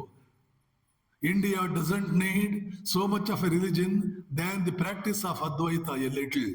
India doesn't need so much of religion as a little of Advaita to be brought into practice. ಅದ್ವೈತವನ್ನು ಪ್ರಾಕ್ಟೀಸ್ ಮಾಡುವುದು ಬಿಟ್ಟು ಬೇರೆ ಅಂಥ ಧರ್ಮಗಳು ಬಹಳಷ್ಟೇನು ಇಂಡಿಯಾ ದೇಶಕ್ಕೆ ಇವತ್ತು ಬೇಕಾಗಲ್ಲ. ಅದ್ವೈತ ಆ ಪೂಜೆಯ ಎಕ್ಸ್ಟೆನ್ಷನ್. ವಿಗ್ರಹದಲ್ಲಿ ನಾವು ದೇವರನ್ನು ಕಾಣುವ ಆ ವ್ಯವಸ್ಥೆ, ಆ ಒಂದು ಸಿಸ್ಟಮ್, ಆ ಒಂದು ಪದ್ಧತಿ, ವಿಗ್ರಹದ ಜೊತೆಗೆ ಮನುಷ್ಯನಲ್ಲಿ ದೇವರನ್ನು ಕಾಣಿ ನಮ್ಮಲ್ಲಿರ್ತಕ್ಕಂಥ ಪರಮಾತ್ಮನನ್ನ ಜಾಗೃತಗೊಳಿಸ್ತೇವೆ. ಕಪಿಲ ಮಹರ್ಷಿ ಏನು ಹೇಳ್ತಾನೆ, ಅಥಮಾಂ ಸರ್ವೇಷು ಭೂತೇಶು ಭೂತಾತ್ಮಾನಂ ಕೃತಾಲಯಂ. ಬೇರೆ ಶರೀರಗಳಲ್ಲಿರ್ತಕ್ಕಂಥ ಪರಮಾತ್ಮನನ್ನು ಪೂಜೆ ಮಾಡಬೇಕು, ನನ್ನನ್ನು ಪೂಜೆ ಮಾಡಬೇಕು. ಅಮ್ಮ ದೇವಹೂತಿ, ಅವನ ತಾಯಿ ದೇವಹೂತಿ, ತಂದೆ ಕರ್ದಮ ಮತ್ತು ದೇವಹೂತಿಯರ ಮಗ ಭಗವಾನ್ ಕಪಿಲ ಮಹರ್ಷಿ. ಯಾವ ರೀತಿ ಪೂಜೆ ಮಾಡಬೇಕು ಗೊತ್ತೇನಮ್ಮ? ಹೇಳ್ತಾರೆ ಕಪಿಲ ಮಹರ್ಷಿಗಳು, ಅರ್ಹಯೇತ್ ದಾನ ಮಾನಾಭ್ಯಾಂ ಮೈತ್ರ್ಯ ಅಭಿನ್ನೇನ ಚಕ್ಷುಷ. 4 ರೀತಿಯಲ್ಲಿ ಪೂಜೆ ಮಾಡಬೇಕಾಗುತ್ತದೆ. ಏನದು? ಮೈತ್ರಿ ಭಾವ ಇಟ್ಕೊಳ್ಳಿ, ಬೇರೆಯವ್ರ ಜೊತೆ ಸ್ನೇಹ ಭಾವ ಇಟ್ಕೋಬೇಕು, ಮೈತ್ರ್ಯ. ಅಭಿನ್ನೇನ ಚಕ್ಷುಷ, ಸಾಧ್ಯವಾದಷ್ಟು ನಿನ್ನದು ಅಂತ ನಿನ್ನವರು ಅಂತ ಯಾರನ್ನ ಅನ್ಕೊಂಡಿದ್ದೀಯೋ, ಬೇರೆಯವರು ಅಂತ ಯಾರನ್ನ ಅನ್ಕೊಂಡಿದ್ದೀಯೋ ಅವರಿಬ್ಬರಲ್ಲೂ ವ್ಯತ್ಯಾಸ ಕಾಣೋಕ್ ಹೋಗ್ಬೇಡ ಸಾಧ್ಯವಾದಷ್ಟು. ಹಾಗಂತ ಹೇಳಿ ಎಲ್ಲರನ್ನೂ ನಂಬಿ ಟೋಪಿ ಹಾಕೋಬಾರದು ಅಂತಲ್ಲ, ಟೋಪಿ ಹಾಕೋಬೇಕು ಅಂತಲ್ಲ. ಒಂದ್ ಸ್ವಲ್ಪ ವಿವೇಕವನ್ನು ಉಪಯೋಗಿಸ್ಬೇಕು.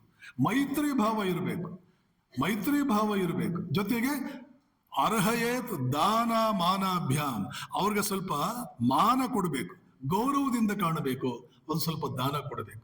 ದಾನ, ಗೌರವದಿಂದ ಕೊಡೋದು ಮತ್ತು ಮೈತ್ರಿ ಭಾವ, ಈ 3 ಸಾಧ್ಯವಾದಷ್ಟು ಒಂದಷ್ಟು ಜನರಿಗೆ ನೀನು ತೋರಿಸ್ತಾ ಅವ್ರ ಜೊತೆ ನಡವಳಿಕೆ ನೀನು ಇಟ್ಕೊಂಡಿದ್ದೆ ಆದರೆ, ಅವರೆಲ್ಲರ ಜೊತೆ ನಡವಳಿಕೆ ಇಟ್ಕೊಂಡಿದ್ದೆ ಆದ್ರೆ ನೀನು ನಿನ್ನ ಒಳಗಡೆ ಇರ್ತಕ್ಕಂಥ ಪರಮಾತ್ಮ ಜಾಗೃತನಾಗ್ತಾನೆ ಅಮ್ಮ.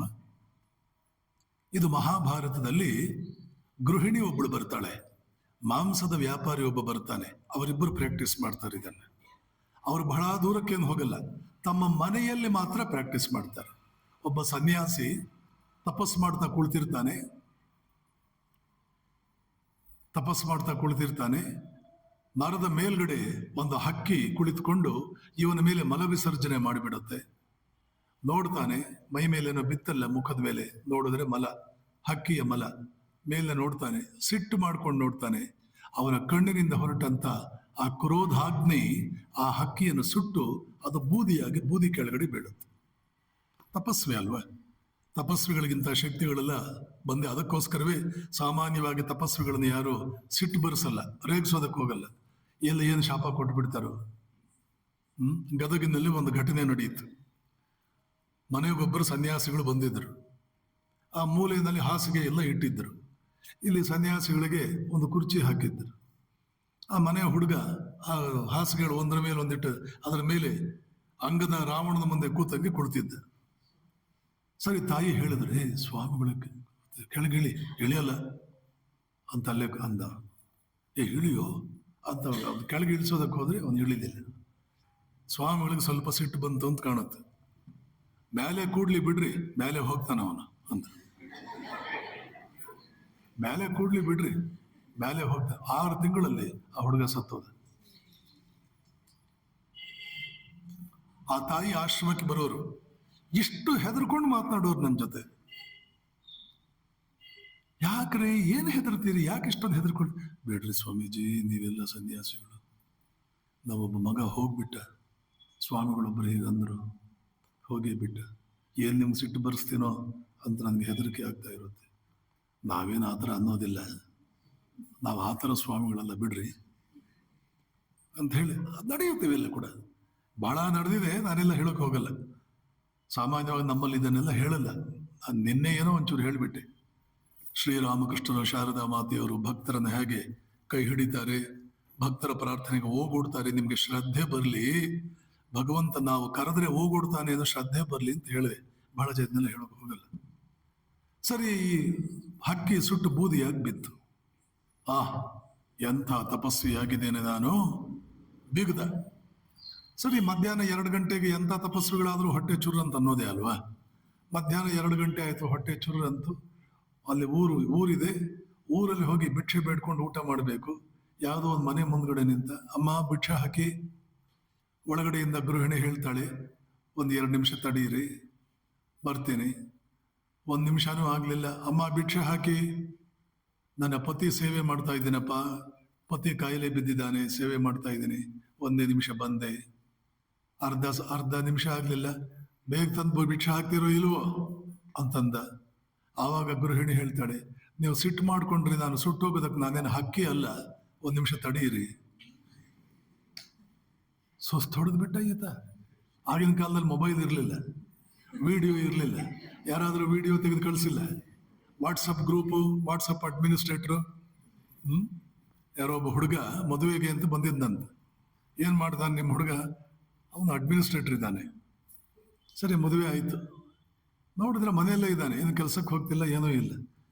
ಏನ್ರಿ ಕೆಲಸಕ್ಕೆ ಹೋಗ್ತಾ ಇಲ್ಲ? ಮತ್ತೆ ನಾನು ಮನೆಯಲ್ಲಿ ಇದ್ದೀನಲ್ಲ, ಮಾಡ್ತಿದ್ದೀನಲ್ಲ ಕೆಲಸ. ಮನೆಯಲ್ಲಿ ಏನು ಮಾಡ್ತಿದ್ದೀರಿ ಕೆಲಸ? ಅಡ್ಮಿನಿಸ್ಟ್ರೇಟರ್ ಅಂತಂದ್ರೆ, ಹೌದು ಅಡ್ಮಿನಿಸ್ಟ್ರೇಟರ್. ಎದ್ರದ್ದು? WhatsApp administrator.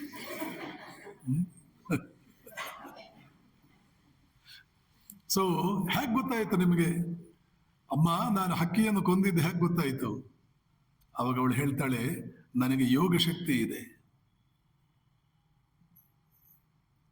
ನನ್ನ ಗುರುಗಳು ಹೇಳಿಕೊಟ್ಟಿದ್ದಾರೆ. ನಮ್ಮ ಗುರುಗಳನ್ನು ಕೇಳಿ ಹೇಳ್ತಾರೆ, ಈ ಊರಲ್ಲಿ ಇದ್ದಾರವರು. ಎಲ್ಲಿದ್ದಾರವರು? ಮಾರ್ಕೆಟ್ನಲ್ಲಿ ಮಾಂಸದ ವ್ಯಾಪಾರ ಮಾಡ್ತಾರೆ, ಅವರೇ ನನ್ನ ಗುರುಗಳು. ಅರ್ಧ ಜನರಿಗಾದರೂ ಇಲ್ಲಿ ಸ್ವಲ್ಪ ಹೃದಯದ ಬಡಿತ ನಿಂತಿರಬೇಕು. ಮಾಂಸದ ವ್ಯಾಪಾರಿ ಯೋಗಿ ಆಗ್ತಾನ? ಈ ಕೆಲವು ಪದಗಳನ್ನು ಬಾಯಿನಲ್ಲಿ ಹೇಳಿದ್ರೇನೆ ಸ್ನಾನ ಮಾಡೋ ಜನ ನಾವು. ನಾನು ಟಿವಿನಲ್ಲಿ ರಾಮ, ಕೃಷ್ಣ ಇವರೆಲ್ಲ ಮಾಂಸಾಹಾರಿಗಳು ಅಂತ ಹೇಳಿದ್ದೆ. ಅದು ಎಷ್ಟು ಜನ ಅಲ್ಲೋಲ ಕಲ್ಲೋಲವಾಗೋಯ್ತು ಸಮಾಜದಲ್ಲಿ, ಭಾರತೀಯ ಸಮಾಜ. ರಾಮ ಕೃಷ್ಣ ಮಾಂಸಾಹಾರಿಗಳ ಎಷ್ಟು ಯಾರ್ಯಾರೋ ಏನೇನೋ. ಸ್ವಾಮೀಜಿ, ಅದಿರಬಹುದು, ನೀವು ಹೇಳಬಾರ್ದಾಗಿತ್ತು, ಜನ ದುರುಪಯೋಗ ಮಾಡ್ಕೊಳ್ತಾರೆ ಅಂತ ಕೆಲವರು. ಸತ್ಯವನ್ನು ಹೇಗಿದೆಯೋ ಹಾಗೆಯೇ ಹೇಳಬೇಕು. ಅದು ಏನಾದರೂ ಆಗಲಿ. ಇಮ್ಯಾನ್ಯುಯಲ್ ಕ್ಯಾಂಟ್ ಅನ್ನೋ ಜರ್ಮನ್ ಫಿಲಾಸಫರ್ ಹೇಳ್ತಾ ಇದ್ದ, if truth kills them let them die. ಸತ್ಯ ಅವರನ್ನು ಸಾಯಿಸೋದಾದ್ರೆ ಸಾಯಲಿ ಬಿಡಿ ಅವರು. ಸತ್ಯಗಳನ್ನೇ ಪ್ರಚಾರ ಮಾಡಬೇಕು. ಏನಾದರೂ ಪರಿಣಾಮವಾಗಲಿ ಅದರಿಂದ ಸತ್ಯಗಳನ್ನೇ ಪ್ರಚಾರ ಮಾಡಬೇಕು. ಮಾಂಸದ ವ್ಯಾಪಾರಿ ನಿಮ್ಮ ಗುರುಗಳು, ಹೃದಯ ಸ್ತಂಭನ ಆಗೋದೊಂದು ಬಾಕಿ. ಅಲ್ಲಿ ಮಾರ್ಕೆಟ್ಗೆ ಹೋಗ್ತಾನೆ, ಇವನು ಇನ್ನೂ ಅಲ್ಲಿ ಹೋಗಿ ನಿಂತ್ಕೊಂಡಿಲ್ಲ. ಆ ಮಾಂಸದ ವ್ಯಾಪಾರಿ, ಆ ಗೃಹಿಣಿ ಕಳಿಸಿದ್ಲ ನಿಮ್ಮನ್ನ, ಬನ್ನಿ ಬನ್ನಿ, ಬಾಯಿ ತೆಗೆದಿಲ್ಲ ಇನ್ನ. ಇವನು ಸೈಲೆಂಟ್ ಆಗಿ ನಿಂತ್ಬಿಟ್ಟ. ಒಂದು ಅರ್ಧ ಗಂಟೆ ನಿಂತ್ಕೊಳ್ಳಿ, ನನ್ನ ವ್ಯಾಪಾರ ಆದ್ಮೇಲೆ ಮನೆಗೆ ಹೋಗೋಣ. ಅರ್ಧ ಗಂಟೆ ಆಯ್ತು, ಮನೆಗೆ ಹೋಗ್ತಾನೆ. ಜಗಲಿ ಮೇಲೆ ಕೂತ್ಕೊಳ್ಳಿ ದಯವಿಟ್ಟು, ನನ್ನ ತಂದೆ ತಾಯಿ ವೃದ್ಧರಿದ್ದಾರೆ, ಅವರ ಸೇವೆ ಮಾಡಿಕೊಂಡು ನಾನು ಬಂದು ಮಾತಾಡ್ತೀನಿ. ತಂದೆ ತಾಯಿ ಸೇವೆ ಮಾಡಿದೆ. ಆಮೇಲೆ ಬಂದು ಹೇಳ್ತಾನೆ, ನೋಡಿ ಮಹಾಶಯ್, ಧ್ಯಾನ ಒಂದೇ ತಪಸ್ಸಲ್ಲ, ಪೂಜೆ ಒಂದೇ ತಪಸ್ಸಲ್ಲ, ವಿಗ್ರಹದಲ್ಲಿ ಮಾತ್ರವೇ ದೇವರಿಲ್ಲ. ನಮ್ಮ ಪಾಲಿಗೆ ಕೆಲವು ಜನ ಇರ್ತಾರೆ, ಅವರನ್ನು ಚೆನ್ನಾಗಿ ಇಟ್ಕೊಳ್ಬೇಕಾದ ನಮ್ಮ ಕರ್ತವ್ಯವಾಗುತ್ತೆ. ಕೆಲವು ಸಂದರ್ಭಗಳಲ್ಲಿ ಅದಕ್ಕೆ ನಾವು ಸ್ವಲ್ಪ ತ್ಯಾಗ ಮಾಡಬೇಕಾಗುತ್ತೆ. ಇದು ನಿಜವಾದ ಸನಾತನ ಧರ್ಮ. ಕೇವಲ ವಿಗ್ರಹದಲ್ಲಿ ಪರಮಾತ್ಮವಿಲ್ಲ. ಪರಮಾತ್ಮ ಇದ್ದಾನೆ, ಆದ್ರೆ ಅಲ್ಲಿ ಮಾತ್ರವೇ ಇದ್ದಾನೆ ಅಂತ. ಅಲ್ಲಿ ಯಾರು ವಿಗ್ರಹದಲ್ಲಿ ಯಾರು ನೋಡ್ತಿಲ್ಲ ಅವರನ್ನ ಹೀಗೆಳೆಯಬೇಡಿ, ಏನೇನೋ ಅನ್ಬೇಡಿ ಅವರಿಗೆ. ಪರಮಾತ್ಮ ಬೇರೆಲ್ಲೂ ಕೂಡ ಇದ್ದಾನೆ, ಎಲ್ಲೆಲ್ಲೂ ಇದ್ದಾನೆ. ವಿಶೇಷವಾಗಿ ನಮಗೆ ನೇರವಾಗಿ ಸಂಬಂಧಪಟ್ಟ ಕೆಲವು ಜನ ಇದ್ದಾರೆ, ತಂದೆ ತಾಯಂದಿರು.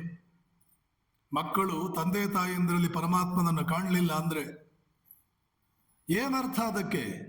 ಹಾಗೆಯೇ ಮಕ್ಕಳಲ್ಲೂ ಕೂಡ ಭಗವಂತನನ್ನು ಕಾಣಲಿಲ್ಲ ತಂದೆ ತಾಯಂದಿರು ಅಂದ್ರೆ, ಮಕ್ಕಳ ಮುಂದೆ ತಂದೆ ತಾಯಂದಿರು ಒಂದ್ ಸ್ವಲ್ಪ ಗೌರವದಿಂದ ವರ್ತನೆ ಮಾಡಬೇಕಾಗತ್ತೆ. ಮಕ್ಕಳಲ್ಲಿ ದೇವರನ್ನು ಕಾಣಬೇಕಾಗುತ್ತೆ, ಚೆಲ್ಲಾಗಿ ಆಡಬಾರದು. ಹಾಗೆ ತಂದೆ ತಾಯಂದಿರನ್ನು ಮಕ್ಕಳು ಅಗೌರವದಿಂದ ಕಾಣಬಾರದು.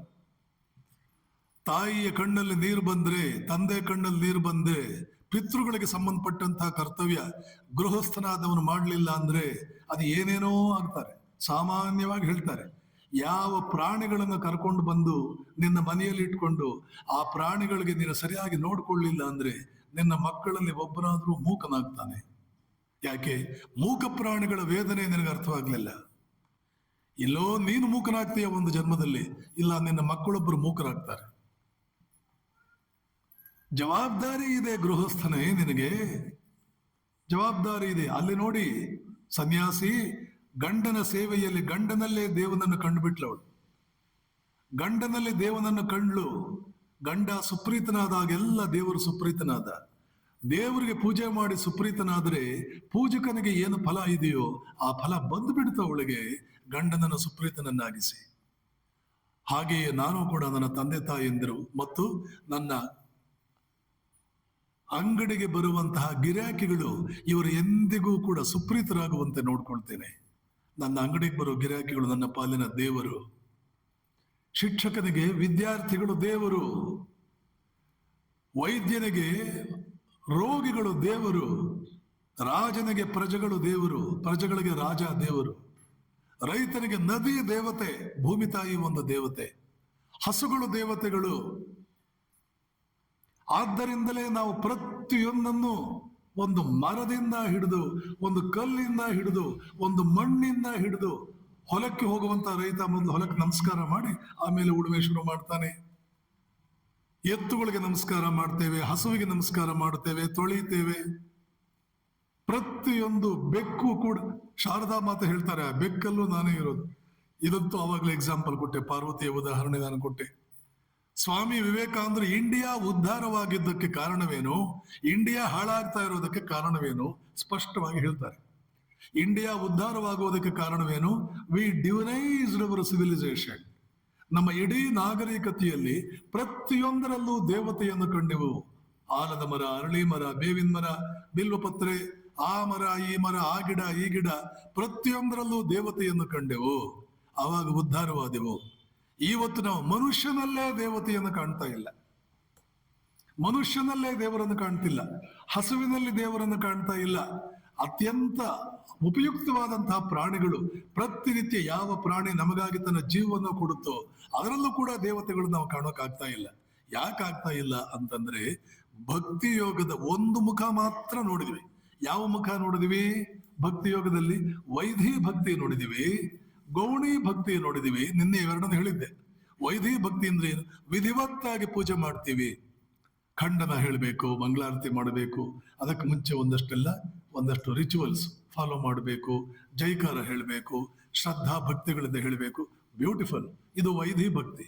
ಇನ್ನು ವ್ರತಗಳು ಅಂತೆಲ್ಲ ಬರುತ್ತೆ. ಆ ವ್ರತಗಳೆಲ್ಲ ಹೀಗೆ ಮಡಿ ಉಟ್ಕೋಬೇಕು, ಹೀಗೇನೆ ಇರಬೇಕು, ಕಲಶ ಇರಬೇಕು, ನೈವೇದ್ಯಕ್ಕೆ ಇದೆಲ್ಲ ವೈಧಿ ಭಕ್ತಿ. ಗೌಡಿ ಭಕ್ತಿ ಅಂತಂದ್ರೆ ಎಣಿಸ್ಬೇಕು. ಇಷ್ಟು 1000 ಜಪ ಮಾಡಿದೆ, ಇಷ್ಟು ಗಂಟೆಗಳ ಕಾಲ ಧ್ಯಾನ ಮಾಡಿದೆ, ಇಷ್ಟು ಜನರಿಗೆ ಅನ್ನದಾನ ಮಾಡಿದೆ, ಇಷ್ಟು ಸಲ ತೀರ್ಥಯಾತ್ರೆ ಮಾಡಿದೆ, ಇಷ್ಟು ರುದ್ರಾಭಿಷೇಕ ಮಾಡಿದೆ, ಇಷ್ಟು ಸಹಸ್ರನಾಮಗಳನ್ನು ಹೇಳಿದೆ. ಇದೆಲ್ಲ ಗೌಣಿ ಭಕ್ತಿ.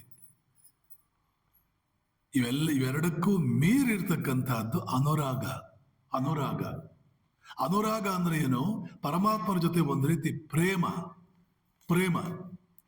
ಇಲ್ಲಿ ಇದೆಲ್ಲ ಬರುತ್ತವೆ, ಭಾಗವತದಲ್ಲೇ ಬರುವಂತಹದ್ದು. ಪರಮಾತ್ಮನ ಜೊತೆ ಒಂದು ಪ್ರೇಮ, ಅನುರಾಗ. ಅರ್ಥಾತ್ ಭಗವಂತನಲ್ಲಿ ಒಂದು ರೀತಿ ಸಂಬಂಧ ಇಟ್ಕೊಳ್ಳೋದು. ನೆನ್ನೆ ಹೇಳಿದ, ಇವನು ನನ್ನವನು, ಇವಳು ನನ್ನವಳು. ಎಲ್ಲೋ ಎಷ್ಟೋ ಜನ ಇದ್ದಾರೆ ನಮ್ಮವರು, ಆದ್ರೆ ನಿಜಕ್ಕೂ ನಮ್ಮವರು ಯಾರು? ಅವರನ್ನು ನಾವು ಮರೆತು ಬಿಡ್ತೀವಿ. ತಂದೆ ತಾಯಿ ನಮ್ಮವರೇ, ಆದ್ರೆ ಈ ಜನ್ಮದಲ್ಲಿ ಮಾತ್ರ ಅವ್ರ ತಂದೆ ತಾಯಿ ಆಗಿದ್ದು. ಹಿಂದಿನ ಜನ್ಮದಲ್ಲಿ ಅವ್ರ ತಂದೆ ತಾಯಿ ಆಗಿರ್ಲಿಕ್ಕಿಲ್ಲ. ಮುಂದಿನ ಜನ್ಮದಲ್ಲಿ ತಂದೆ ತಾಯಿ ಆಗಲ್ಲ. ಒಂದು ಜನ್ಮಕ್ಕೆ ತಂದೆ ತಾಯಿ, ಅವರನ್ನು ಚೆನ್ನಾಗಿ ನೋಡ್ಕೋಬೇಕು.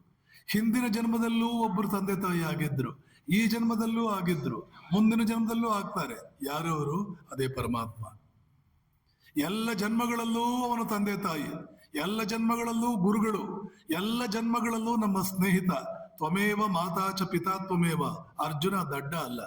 ಕೃಷ್ಣನ ವಿಶ್ವರೂಪ ದರ್ಶನವನ್ನು ನೋಡಿ, ತ್ವಮೇವ ಮಾತಾ ಚ ಪಿತಾ ತ್ವಮೇವ, ತ್ವಮೇವ ಬಂಧುಶ್ಚ ಸಖಾ ತ್ವಮೇವ, ತ್ವಮೇವ ವಿದ್ಯಾ ದ್ರವಿಣಂ ತ್ವಮೇವ, ತ್ವಮೇವ ಸರ್ವಂ ಮಮ ದೇವ. ತ್ವಮೇವ, ನೀನು ಏನು? ಸರ್ವಂ ತ್ವಮೇವ.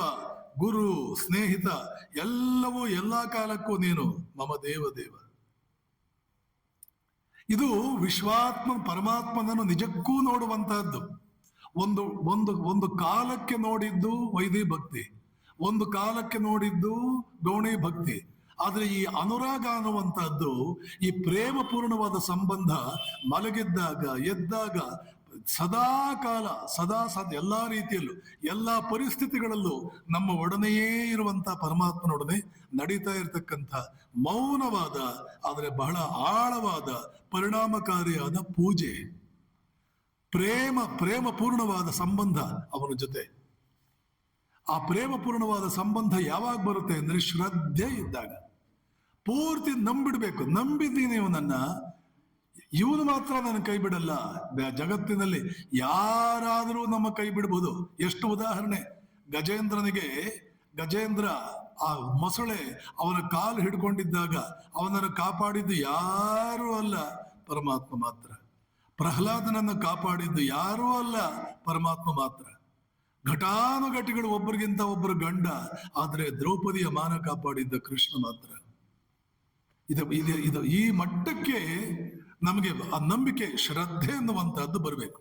ಶ್ರದ್ಧೆ ಬರುವುದಕ್ಕೆ ನಾವು ಇಂಥ ಘಟನಾವಳಿಗಳನ್ನು ಕೇಳಿ, ಸಾಧುಗಳ ಬಾಯಿನಲ್ಲಿ ಕೇಳಿ, ಸಾಧುಗಳು ಮನೆ ಮಠ ಎಲ್ಲ ಬಿಟ್ಟು ಬಂದ್ಬಿಟ್ಟಿರ್ತಾರಲ್ಲ, ಕೈನಲ್ಲಿ 10 ರೂಪಾಯಿ ಇಲ್ಲದೆ ಬಂದಿರ್ತಾರಲ್ಲ ಮನೆ ಬಿಟ್ಟು, ಯಾವ ಭರವಸೆ ಮೇಲೆ ಬರ್ತಾರೆ? ನಮ್ಮ ಮಗನಿಗೆ ತಿಂಗಳಿಗೆ 50,000 ರೂಪಾಯಿ ಸಂಬಳ, ಎಲ್ಲಿ ಏನಾಗುತ್ತೋ ಅಂತ ದಿನಕ್ಕೆ 4 ಸಲ ಯೋಚನೆ ಮಾಡ್ತೀವಿ. ಬೆಂಗಳೂರಲ್ಲಿ ಒಬ್ಬನೇ ಇದ್ದಾನೆ, ₹1,00,000 ಸಂಬಳ ಬರ್ತಾ ಇರುತ್ತೆ. ಬೆಂಗಳೂರಲ್ಲಿ ಒಬ್ಬನೇ ಇದ್ದಾನೆ, ದಿನಕ್ಕೆ 4 ಸಲ ಫೋನ್ ಮಾಡೋದು. ಊಟ ಮಾಡಿದ್ಯೇನೋ, ಚಟ್ನಿಗೆ ಖಾರ ಜಾಸ್ತಿ ಹಾಕಿದ್ಯೇನೋ, ನೆಗಡಿ ಬಂದಿತ್ತು ಹೋಯ್ತೇನೋ, ಯಾರು ನೋಡ್ಕೊಳ್ಳೋರು ನಿನಗೆ, ಸ್ವಲ್ಪ ನೀನೇ ನೋಡ್ಕೊಳ್ಳೋ.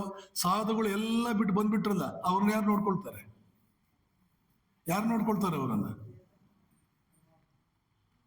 ಇದು ಸಾಧುಗಳಿಂದ ಕಲಿಬೇಕಾದ್ದೇನು? ಶ್ರದ್ಧೆ. ಪರಮಾತ್ಮ ನಮ್ಮನ್ನು ಕೈ ಬಿಡುವುದಿಲ್ಲ. ಒದ್ದಾಡಿ ಹೋಗ್ತಾ ಇದ್ದೀವಿ, ನಮ್ಮನ್ನು ನೋಡ್ಕೊಳ್ಳೋರು ಯಾರೂ ಇಲ್ಲ, ಜೀವನದಲ್ಲಿ ಬಹಳ ಕಷ್ಟ ಆಗಿದೆ ಅಂತ ಗ್ರಂಬ್ಲಿಂಗ್ ಮಾಡಿ ಗೊಣಗುತ್ತಾ ಇರ್ತಕ್ಕಂಥ ಸಾಧುವನ್ನು ನಾನು ಒಬ್ಬಿಬ್ಬರನ್ನು ನೋಡಿದ್ದೇನೆ ಅಷ್ಟೆ. ಅವರ ಹುಚ್ಚುತನದಿಂದ ಹೀಗೆ ಎಲ್ಲ ಬಿಟ್ಟು ಬಂದ್ವಿ. ಇಲ್ಲಿ ಏನ್ ನಮ್ಮ ನೋಡ್ಕೊಳ್ಳು ಏನಿಲ್ಲ, ಎಲ್ಲ ಅದಕ್ಕೆ ಯಾವ ಸಾಧು ಕೂಡ ನಮಗೇನು ತೊಂದರೆ ಆಗ್ಬಿಟ್ಟಿದೆ, ನೋಡ್ಕೊಳ್ಳೋರು ಯಾರು ಇಲ್ಲ ಅಂತ ನಾನು ನೋಡ್ಲೇ ಇಲ್ಲ. ಸಾಧು ಒಬ್ಬ ಗೊಣಗಾಡಿದ್ದನ್ನ ನಾನು ನೋಡ್ಲೇ ಇಲ್ಲ. ಯಾಕೆ? ಅವನು ನಂಬಿದ್ದಾನೆ, ಶ್ರದ್ಧೆ ಇದೆ, ಶ್ರದ್ಧೆ ಇದೆ. 100ಕ್ಕೆ 100 ನಂಬಿ ಪರಮಾತ್ಮನಲ್ಲಿ ಆ ಅನುರಾಗವನ್ನು ಬೆಳೆಸ್ತಾ ಒಂದೆರಡು ಘಟನೆಗಳು ನಡೀತಾ ಇರಬೇಕು. ನಾವು ಅದನ್ನೆಲ್ಲ ಲೈಫ್ನಲ್ಲಿ ಪ್ರಾಕ್ಟೀಸ್ ಮಾಡ್ತೀವಿ. ಜೀವನದಲ್ಲಿ ಒಂದು ಕಷ್ಟ ಬಂತು, ಪರಮಾತ್ಮನ ಮರೆ ಇಡ್ತೀವಿ, ಹೋಗುತ್ತೆ ಆ ಕಷ್ಟ. ನಮ್ಮ ರಾಮಕೃಷ್ಣ ನಮ್ಮ ಕೈ ಬಿಡ್ತಾರೆ, ಯಾವ ಕಾಲಕ್ಕೂ ಕೈ ಬಿಡಲ್ಲ. ಇನ್ನೊಂದು ಧೈರ್ಯ ಮಾಡೋಣ, ಇನ್ನೊಂದೇನಾದ್ರೂ ಒಂದು ಮಾಡೋಣ, ಅದರಲ್ಲೂ ಪರಮಾತ್ಮ ಒಳ್ಳೇದು ಮಾಡ್ತಾನೆ. ಇನ್ನೊಂದೇನಾದ್ರೂ ಒಂದು ಮಾಡೋಣ, ಅದರಲ್ಲೂ ಒಳ್ಳೇದು ಮಾಡ್ತಾನೆ. ಕೊನೆಗೆ ಯಾವ ಮಟ್ಟಕ್ಕೆ ಬರ್ತಾನೆ ಸಾಧು? ಸಂಪೂರ್ಣವಾಗಿ ನೀನೇ ನನ್ನ ನೋಡ್ಕೊಳ್ಳೋದು, ನನ್ನನ್ನು ನಾನು ನೋಡ್ಕೊಳ್ಳೋಕೆ ನನ್ನ ಕೈಲಾಗಲ್ಲ. ಸ್ವಾಮಿ ವಿವೇಕಾನಂದರು ಒಂದು ಪತ್ರದಲ್ಲಿ ಬರೀತಾರೆ, ಅಮೆರಿಕಕ್ಕೆ ಬರುವಾಗ ನನಗೆ ಒಂದು ಸ್ವಲ್ಪ ಮನಸ್ಸಿನಲ್ಲಿ ಅಳುಕಿತ್ತು. ಏನದು? ಎಲ್ಲಿ ನನ್ನನ್ನು ನಾನೇ ನೋಡ್ಕೊಳ್ಬೇಕಾದಂತಹ ಪರಿಸ್ಥಿತಿ ಬಂದ್ಬಿಡುತ್ತೋ ಅಮೆರಿಕದಲ್ಲಿ. ನಾನು ಯಾವತ್ತೂ ನನ್ನನ್ನು ನಾನು ನೋಡ್ಕೊಳ್ಳಿಲ್ಲ, ಅವನ ಮೇಲೆ ಭಾರ ಇಟ್ಟೇ ಬದುಕಿದವನು. ಒಂದೇ ಒಂದಿನವೂ ನಾನು ನನ್ನ ಬಗ್ಗೆ ಕಾಳಜಿ ಮಾಡ್ಕೊಂಡಿಲ್ಲ. ಎಲ್ಲ ಜವಾಬ್ದಾರಿ ಅವನು ಕೊಟ್ಟು ಕಾಶಿಗೆ ಹೋಗುವಾಗ ಪತ್ರದಲ್ಲಿ ಬರೀತಾರೆ, ಅನ್ನಪೂರ್ಣ ವಿಶ್ವನಾಥರು ನನ್ನ ವಿಷಯದಲ್ಲಿ ಏನ್ ನಿರ್ಧಾರ ಮಾಡಿದ್ದಾರೆ ಅಂತ ಇವತ್ತು ನಾನು ತಿಳ್ಕೊಳ್ಬೇಕಿದೆ ಅಂತ ಹೇಳಿ ಕಾಶಿಗೆ ಹೋಗ್ತಾರೆ. ಅಮೆರಿಕ ಹೋಗ್ತಾ ಇದ್ದೀನಿ, ಎಲ್ಲಿ ನನ್ನನ್ನು ನಾನು ನೋಡ್ಕೊಳ್ಳೋ ಒಂದು ಜವಾಬ್ದಾರಿ ಬರುತ್ತೋ ಏನೋ, ಆ ಅಭ್ಯಾಸವೇ ನನಗಿಲ್ಲ, ಅವನಿಗೆ ಭಾರ ಹಾಕಿ ಬದುಕಿದವನು ನಾನು ಅಂತ ಅಮೆರಿಕಕ್ಕೆ ಬಂದೆ. ಆದ್ರೆ ಏನ ಆಶ್ಚರ್ಯ, ಏನ್ ಅದ್ಭುತ, ಇಲ್ಲೂ ಅವನೇ ಇದಾನಲ್ವಾ, ಇಲ್ಲೂ ಕೂಡ ಯಾರೋ ನನ್ನನ್ನು ನೋಡ್ಕೊಳ್ತಾ ಇದ್ದಾರೆ, ನನ್ನನ್ನು ನೋಡ್ಕೊಳ್ಳೋ ಜವಾಬ್ದಾರಿ ನನಗಿಲ್ವೇ ಇಲ್ಲ. ಸಾಧುವಿನ ಮಹಾಲಕ್ಷಣ, ಪ್ರಧಾನ ಲಕ್ಷಣ, ಅವನನ್ನು ಅವನು ನೋಡ್ಕೊಳ್ಳೋಕೆ ಹೋಗ್ಬಾರದು, ಅವನು ಸಂಪೂರ್ಣವಾಗಿ ಪರಮಾತ್ಮನಿಗೆ ಬಿಟ್ಕೊಡ್ಬೇಕು. ಭಕ್ತಿ ಈ ಮಟ್ಟಕ್ಕೆ ಬಂದಾಗ ಅದು ಮಾಗ್ತಾ ಇದೆ, ಅದು ಮಾಗ್ತಾ ಇದೆ. ನೆನ್ನೆ ಎಲ್ಲ ಹೇಳಿದೆ, ಅದೊಂದು ಬೇರೆ ಲೋಕ. ಇದನ್ನು ಹೇಳಿದಾಗ ನನ್ನೊಂದು ಘಟನೆ ನೆನಪಿಗೆ ಬರುತ್ತೆ. ಭಗವದ್ಗೀತೆಯಲ್ಲಿ ಕೃಷ್ಣ ಹೇಳ್ತಾನೆ, ನನ್ನ ಭಕ್ತನನ್ನು ನಾನು ಎಂದಿಗೂ ಕೈ ಬಿಡೋದಿಲ್ಲ. ಅನನ್ಯಾಶ್ಚಿಂತಯಂತೋ ಮಾಂ ಯೇ ಜನಾ ಪರಿಪಾಸತೆ ತೇಷಾಂ ನಿತ್ಯಾಭಿಯುಕ್ತಾನಾಂ ಯೋಗಕ್ಷೇಮಂ ವಹಾಮ್ಯಹಂ. ಈ ಯೋಗಕ್ಷೇಮಂ ವಹಾಮ್ಯಹಂ ಅಂದಾಗ ಒಂದು ಘಟನೆ ನೆನಪಾಯ್ತು. LIC ಇದೆಯಲ್ಲ, ಆ LIC ಧ್ಯೇಯವಾಕ್ಯ ಯೋಗಕ್ಷೇಮಂ ವಹಾಮ್ಯಹಂ ಅಂತ. ಒಬ್ಬ LIC ಏಜೆಂಟ್ ನನ್ನ ಹತ್ರ ಬರೋರು. ನಾನು ಪೂರ್ವಾಶ್ರಮದಲ್ಲಿ ಒಂದು ಕಡೆ ರಾಷ್ಟ್ರೀಕೃತ ಬ್ಯಾಂಕಿನಲ್ಲಿ ಕೆಲಸ ಮಾಡ್ತಿದ್ದೆ. ಅಲ್ಲಿಗೆ ಬರೋರು ಅವರು ಬಂದು, ಮತ್ತೇನ್ರಿ ಸಾಹೇಬ್ರೆ, ಅವ್ರು LIC ಏಜೆಂಟು, ಒಂದೆರಡು ಏನಾದರೂ ಸ್ಕೀಮ್ಸ್ ತಗೊಳ್ಳಿ, ಒಂದೆರಡು ಪಾಲಿಸಿಗಳು ತಗೊಳ್ಳಿ ಅಂತ ಹೇಳ್ಬೇಕಾಗಿತ್ತು. ಅವ್ರ ಕಮಿಷನ್ ಬರುತ್ತಲ್ಲ, ಒಂದೆರಡು ಪಾಲಿಸಿ ತಗೊಳ್ಳಿ ಅಂತ ಕೇಳಬೇಕಾಗಿತ್ತು. ಮತ್ತೇನ್ರಿ ಸಾಹೇಬ್ರೆ, ಯೋಗಕ್ಷೇಮಂ ವಾಮ್ಯಹಾಮ್ಯಹಂ ಅಂತಿದ್ರು. ವಹಾಮ್ಯಹಂ ಅನ್ಲಿಕ್ಕೆ ಬರ್ತಿರ್ಲಿಲ್ಲ ಅವ್ರಿಗೆ, ಯೋಗಕ್ಷೇಮಂ ವಾಮ್ಯಹಾಮ್ಯಹಂ. ಆವಾಗ ನಾನು ನನ್ನ ಫ್ರೆಂಡ್ಸು, ನೋಡ್ರಿ ಸರ್, ಅದನ್ನ ನೀವು ಕರೆಕ್ಟಾಗಿ ಹೇಳಿಬಿಟ್ರೆ ಒಂದು ಪಾಲಿಸಿ ತಗೊಳ್ತೀವಿ ನೋಡ್ರಿ. ಅವ್ರು ಕರೆಕ್ಟಾಗಿ ಹೇಳೋಕೆ ಬರಲ್ಲ, ನಾವು ಪಾಲಿಸಿ ತಗೊಳ್ಬೇಕಾ ಸಂದರ್ಭ ಬರಲ್ಲ. ಕೃಷ್ಣ ಹೀಗೆ ಭಗವದ್ಗೀತೆಯಲ್ಲಿ ಹೇಳಿದಾನೆ. ಮತ್ತು ನನ್ನ ಭಕ್ತರಲ್ಲಿ ಪರಮ ಶ್ರೇಷ್ಠ ಭಕ್ತ ಯಾರು ಅಂತಲೂ ಹೇಳ್ತಾನೆ. ನನ್ನ ಭಕ್ತನನ್ನು ಯಾವಾಗಲೂ ನಾವು ಯೋಗಕ್ಷೇಮ ನಾನು ನೋಡ್ಕೊಳ್ತೇನೆ. ಮತ್ತು ನನ್ನ ಭಕ್ತರಲ್ಲಿ ಪರಮ ಭಕ್ತ ಯಾರು ಹೇಳ್ತಾನೆ, ಭಗವದ್ಗೀತೆಯನ್ನು ಯಾರು ಎಲ್ಲ ಕಡೆ ಪ್ರಚಾರ ಮಾಡ್ತಾರೆ, ಇವನಿಗಿಂತಲೂ ದೊಡ್ಡ ಭಕ್ತ ನನಗೆ ಯಾರೂ ಇಲ್ಲ. ಇವರು ವಿದ್ವಾಂಸರು, ಭಗವದ್ಗೀತೆ ಚೆನ್ನಾಗಿ ಅಧ್ಯಯನ ಮಾಡಿದ್ದವರು. ಇವರಿಗೆ ಒಂದು ಭರವಸೆ ಬಂತು, ಹೇಗಿದ್ರೂ ನನಗೆ ಗೀತೆ ಬರುತ್ತೆ, ಪರಮ ಕೃಷ್ಣ ಭಕ್ತನೂ ಕೂಡ ಆಗಿದ್ದೇನೆ ನಾನು, ಪ್ರಚಾರ ಮಾಡೋಣ, ಅವರಿಗೆ ಖುಷಿಯಾಗುತ್ತೆ, ನನ್ನ ಜೀವನ ಉದ್ಧಾರವಾಗುತ್ತೆ. ನಾನಾದರೂ ನನ್ನ ಜ್ಞಾನ ಏನು ಮಾಡಬೇಕು, ಮತ್ತೆ ನನ್ನ ಜೀವನವಾದರೂ ಇದಕ್ಕಿಂತ ಪರಮಾತ್ಮನನ್ನು ತೃಪ್ತಿಪಡಿಸುವುದಕ್ಕಿಂತಲೂ, ನೆನಪಿಟ್ಕೊಳ್ಳಿ, ಒಂದೇ ಒಂದು ಫಾರ್ಮುಲಾ ನಿಮ್ಮ ಜೀವನದಲ್ಲಿ ನೆನಪಿಟ್ಕೊಳ್ಳಿ. ಬೆಳಗ್ಗೆ ಎದ್ದಾಗ ರಾತ್ರಿ ಮಲ್ಕೊಳ್ಳುವಾಗ 5 ನಿಮಿಷ ಹಾಸಿಗೆ ಮೇಲೆ ಕೂತ್ಕೊಳ್ಳಿ. ಬೆಳಗ್ಗೆ ಎದ್ದಾಗ ಒಂದು ಪುಟ್ಟ ಪ್ರತಿಜ್ಞೆ ಮಾಡಿ, ಹೇ ರಾಮಕೃಷ್ಣ, ಹೇ ಪ್ರಭು, ಇವತ್ತು ನಾನು ಇಡೀ ದಿನ ನೀನು ಖುಷಿ ಪಡುವಂಥ ಕೆಲಸಗಳನ್ನೇ ಮಾಡುವಂತಾಗಲಿ, ನಿನಗೆ ಬೇಜಾರು ತರುವಂಥ ಕೆಲಸ ನಾನು ಯಾವುದೋ ಮಾಡೋದು ಬೇಡ ಅಂತ ಪುಟ್ಟದೊಂದು ಪ್ರತಿಜ್ಞೆ ಅನ್ನೋ ರೀತಿಯಲ್ಲಿ ಮಾಡ್ಕೋಬೇಕು. ರಾತ್ರಿ ಮಲ್ಕೊಳ್ಳೋಕ್ಕಿಂತ ಮುಂಚೆ ಏನಾದರೂ ರಾಮಕೃಷ್ಣಗೆ ಬೇಜಾರಾಗೋ ಕೆಲಸ ಮಾಡೋದನ್ನ ಮಾಡಿರಲೇಬಾರ್ದು. ಒಂದು ವೇಳೆ ಮಾಡಿದ್ರೆ ಏನೋ ಅಪಚಾರದಿಂದ ಈ ಥರ ಆಗ್ಬಿಡ್ತು, ದಯವಿಟ್ಟು ಕ್ಷಮಿಸು ಅಂತ ಕ್ಷಮೆ ಕೇಳಿ, ನಾಳೆ ಇಂಥದ್ದು ಮಾಡದಂತೆ ನನ್ನನ್ನು ನೀನು ಕಾಪಾಡು ಅಂತ ಒಂದು ಪ್ರಾರ್ಥನೆ ಮಾಡಿ ಮಲಕ್ಕೋಬೇಕು. ಕೆಲವೇ ದಿನಗಳ ನಂತರ ಇದನ್ನ ಒಬ್ಬರು ಸುಳ್ಳು ಹೇಳಬಾರದು ಅಂತ ಇಟ್ಕೊಂಡ್ರು. ಈಗ ಅವರು ಸುಳ್ಳು ಹೇಳ್ತಾ ಇಲ್ಲ, ಸುಳ್ಳು ಹೇಳೋದು ಬಿಟ್ಬಿಟ್ಟಿದ್ದಾರೆ. ನೀವು ಏನೇ ಮಾಡಿ ಅವ್ರ ಕೈಲಿ ಸುಳ್ಳು ಹೇಳ್ಸೋಕ್ಕಾಗಲ್ಲ, ಸುಳ್ಳು ಹೇಳೋದು ಬಿಟ್ಬಿಟ್ಟಿದ್ದಾರೆ. ಸ್ವಲ್ಪ ಅಭ್ಯಾಸ ಮಾಡ್ತಾ ಮಾಡ್ತಾ ಮಗು 5 ವರ್ಷದ ಮಗು ಆಗಿದ್ದಾಗ ಅದಕ್ಕೆ ಬುದ್ಧಿವಾದ ಹೇಳ್ತಾ 18 ವಯಸ್ಸಿನ ಯುವಕ ಆಗೋದ್ರೊಳಗಡೆ ಅವನನ್ನು ಒಂದು ದೇವತೆಯನ್ನಾಗಿ ಮಾಡಬಹುದು ನೀವು. ಎಲ್ರದು ಕಂಪ್ಲೇಂಟು, ನಮ್ಮ ಯುವಕ ಯುವತಿಯರು ನಮ್ಮ ಮಾತು ಕೇಳಲ್ಲ, ಈಗ ಅವ್ರಿಗೆ ಆಧ್ಯಾತ್ಮಿಕತೆ ಕಡೆ ಮನಸ್ಸಿಲ್ಲ, ದೇವಸ್ಥಾನ ಆಶ್ರಮಕ್ಕೆ ಬನ್ನಿ ಅಂದ್ರೆ ಬರಲ್ಲ. ಇದರಂತ ಸುಳ್ಳು ಈ ಜಗತ್ತಿನಲ್ಲಿ ಯಾವುದೂ ಇಲ್ಲ. ಇಂಡಿಯಾ ದೇಶದ ಯುವಕ ಯುವತಿಯರು ದೇವತೆಗಳು. ನಮಗೆ ಅವರನ್ನು ಹ್ಯಾಂಡಲ್ ಮಾಡೋದಕ್ಕೆ ಬರಲ್ಲ. ಯಾಕೆ? ಅವ್ರಿಗೆ ಉಪದೇಶ ಮಾಡ್ತೀವಲ್ಲ, ಅದರಲ್ಲಿ 1% ನಾವು ಮಾಡಲ್ಲ. ಅವ್ರಿಗದು ಗೊತ್ತು, ಅಯ್ಯೋ ಇವರೇ ಮಾಡಲ್ಲ, ನಿಮ್ಮ ಮುಂದೆ ಹೇಳಲ್ಲ ಅವರು, ನೀವೇ ಮಾಡಲ್ಲ ಬಿಡಿ ಅಂತೇನು ಹೇಳಲ್ಲ. ಮನಸ್ಸಲ್ಲಿ ಅಂದ್ಕೊಳ್ತಾರೆ, ಆಗ್ಲಮ್ಮ, ಆಗ್ಲಿಪ್ಪ, ಆಗ್ಲಿ ಮಮ್ಮಿ, ಆಗ್ಲಿ ಡ್ಯಾಡ್, ಅದಾಗ್ಲಿ, ಅದಲ್ಲಿಗೆ ಉಳಿತದೆ. ಏನೇನೋ ಅನ್ನೋದು. ನನಗೆ ಚೆನ್ನಾಗಿ ಬಿಸ್ನೆಸ್ ಮ್ಯಾನ್ ಅವನು, ಆತ ಬಿಸ್ನೆಸ್ ಮ್ಯಾನ್. ಅದರಿಂದ ಏನಾಗಿದೆ ಗೊತ್ತಾ? ಅದ್ಭುತವಾದ ಒಂದು ಕುಟುಂಬ ನಿರ್ಮಾಣವಾಗಿದೆ. ಮಕ್ಕಳೆಲ್ಲ ರ್ಯಾಂಕ್ ಸ್ಟೂಡೆಂಟ್ಸ್, ಬ್ರಿಲಿಯಂಟ್ಸ್. 5ನೇ ಕ್ಲಾಸ್ನವನೇ ಇಂಗ್ಲಿಷ್ನಲ್ಲಿ ಪದ್ಯಗಳನ್ನು ಬರೀತಾನೆ. ಮಗಳು ಹಾಗೆ ಇದ್ದಾಳೆ, ಹೆಂಡತಿನೂ ಹಾಗೆ ಇದ್ದಾಳೆ. ಅದೊಂದು ಶಾಂತಿಯ ತಾಣ, ಶಾಂತಿ ತಾಣ. ಆ ಮನುಷ್ಯ ದೇವರಿಗೆ ಎಷ್ಟು ಪೂಜೆ ಮಾಡ್ತಾನೋ ಇಲ್ವೋ ಗೊತ್ತಿಲ್ಲ, ಆದರೆ ಜೀವನದಲ್ಲಿ ಒಂದು ಸುಳ್ಳು ಹೇಳ, ಒಂದೇ ಒಂದು ವ್ರತ, ಒಂದು ತತ್ವ, ಕೇವಲ ಒಂದು ತತ್ವ, ಶ್ರದ್ಧೆ. ಇದೆಲ್ಲ ನಂಬಿಕೆ ಬೇಕು. ನಂಬಲ್ಲ ನಾವು, ನಂಬೋದೇ ಇಲ್ಲ ಯಾವುದನ್ನು. ಅವ್ರು ಹಂಗಿದಾರ, ನಾನೊಬ್ಬ ಇದ್ರೆ ಏನ್ ಪ್ರಯೋಜನ, ನೀನೊಬ್ಬ ಆಗು. ನಾನೊಬ್ಬ ಹೊಟ್ಟೆ ತುಂಬಿಸ್ಕೊಂಡ್ರೆ ಏನ್ ಪ್ರಯೋಜನ ಅಂತ ಊಟ ಮಾಡೋದು ಬಿಟ್ಟಿಯ? ನನ್ನ ಮಗ ಒಬ್ಬ ಉದ್ಧಾರ ಆದ್ರೆ ಏನ್ ಪ್ರಯೋಜನ? ಆ ಮನೆ ಮಕ್ಕಳೆಲ್ಲ ಕೂಡ ಬಹಳ ಕೆಟ್ಟೋಗಿದ್ದಾರೆ, ಅವ್ರ ಮೊದಲು ಉದ್ಧಾರ ಮಾಡೋಣ ನೀನು ಅಂದಿಯ? ಮೊದಲು ನನ್ನ ಮಗ ಅಂತ ಅಂದಿಯೋ ಇಲ್ವೋ? ಯಾರ್ದು ಮನೇನೇ ಇಲ್ಲ, ನಾನೊಂದು ಮನೆ ಕಟ್ಕೊಂಡ್ರೆ ಏನ್ ಪ್ರಯೋಜನ ಅಂತ ಅಂದಿಯ? ಮತ್ತು ನಾನೊಬ್ಬ ಕರೆಕ್ಟ್ ಆದ್ರೆ ಏನ್ ಪ್ರಯೋಜನ ಅಂತ ಯಾಕಂತೆ? ನೋಡು, ಎಂತ ಕುಹಕಿ ನೀನು, ಎಂತ ಕೌಟಿಲ್ಯ, ಕುಟಿಲ ನಿಂದು. ನಮ್ಮ ತಪ್ಪುಗಳನ್ನು ವಿಶ್ಲೇಷಿಸುವುದರಲ್ಲಿ ನಿಷ್ಕಾರುಣ್ಯದಿಂದ ನಮ್ಮನ್ನು ನಾವು ತಪ್ಪುಗಳನ್ನು ವಿಶ್ಲೇಷಿಸ್ಕೋಬೇಕು. ಇನ್ನೊಬ್ಬರ ತಪ್ಪುಗಳನ್ನು ನೋಡುವಾಗ ಸ್ವಲ್ಪ ಕ್ಷಮಾಗುಣ ಸ್ವಲ್ಪ ಮೃದುತ್ವ ಇರಬೇಕು. ಇರಲಿ. ಈ ಮನುಷ್ಯ ಯೋಚನೆ ಮಾಡ್ದ, ಗೀತೆಯನ್ನು ಪ್ರಚಾರ ಮಾಡಿಬಿಡ್ತೇನೆ. ಸರಿ, ಪ್ರಚಾರ ಮಾಡ್ದ.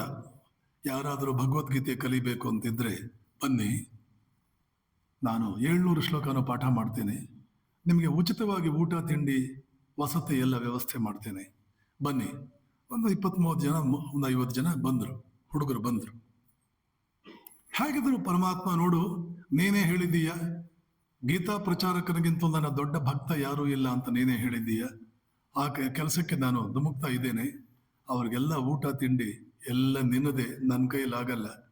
ನನಗೆ ನೀನು ಕೊಟ್ಟಿರೋ ಸಾಮರ್ಥ್ಯ ಗೀತೆಯನ್ನು ಅವ್ರಿಗೆಲ್ಲ ಸರಿಯಾದ ರೀತಿಯಲ್ಲಿ ಪಾಠ ಮಾಡುವಂತಹದ್ದು, ಅದನ್ನು ಪ್ರಾಮಾಣಿಕವಾಗಿ ನಾನು ಮಾಡ್ತೇನೆ.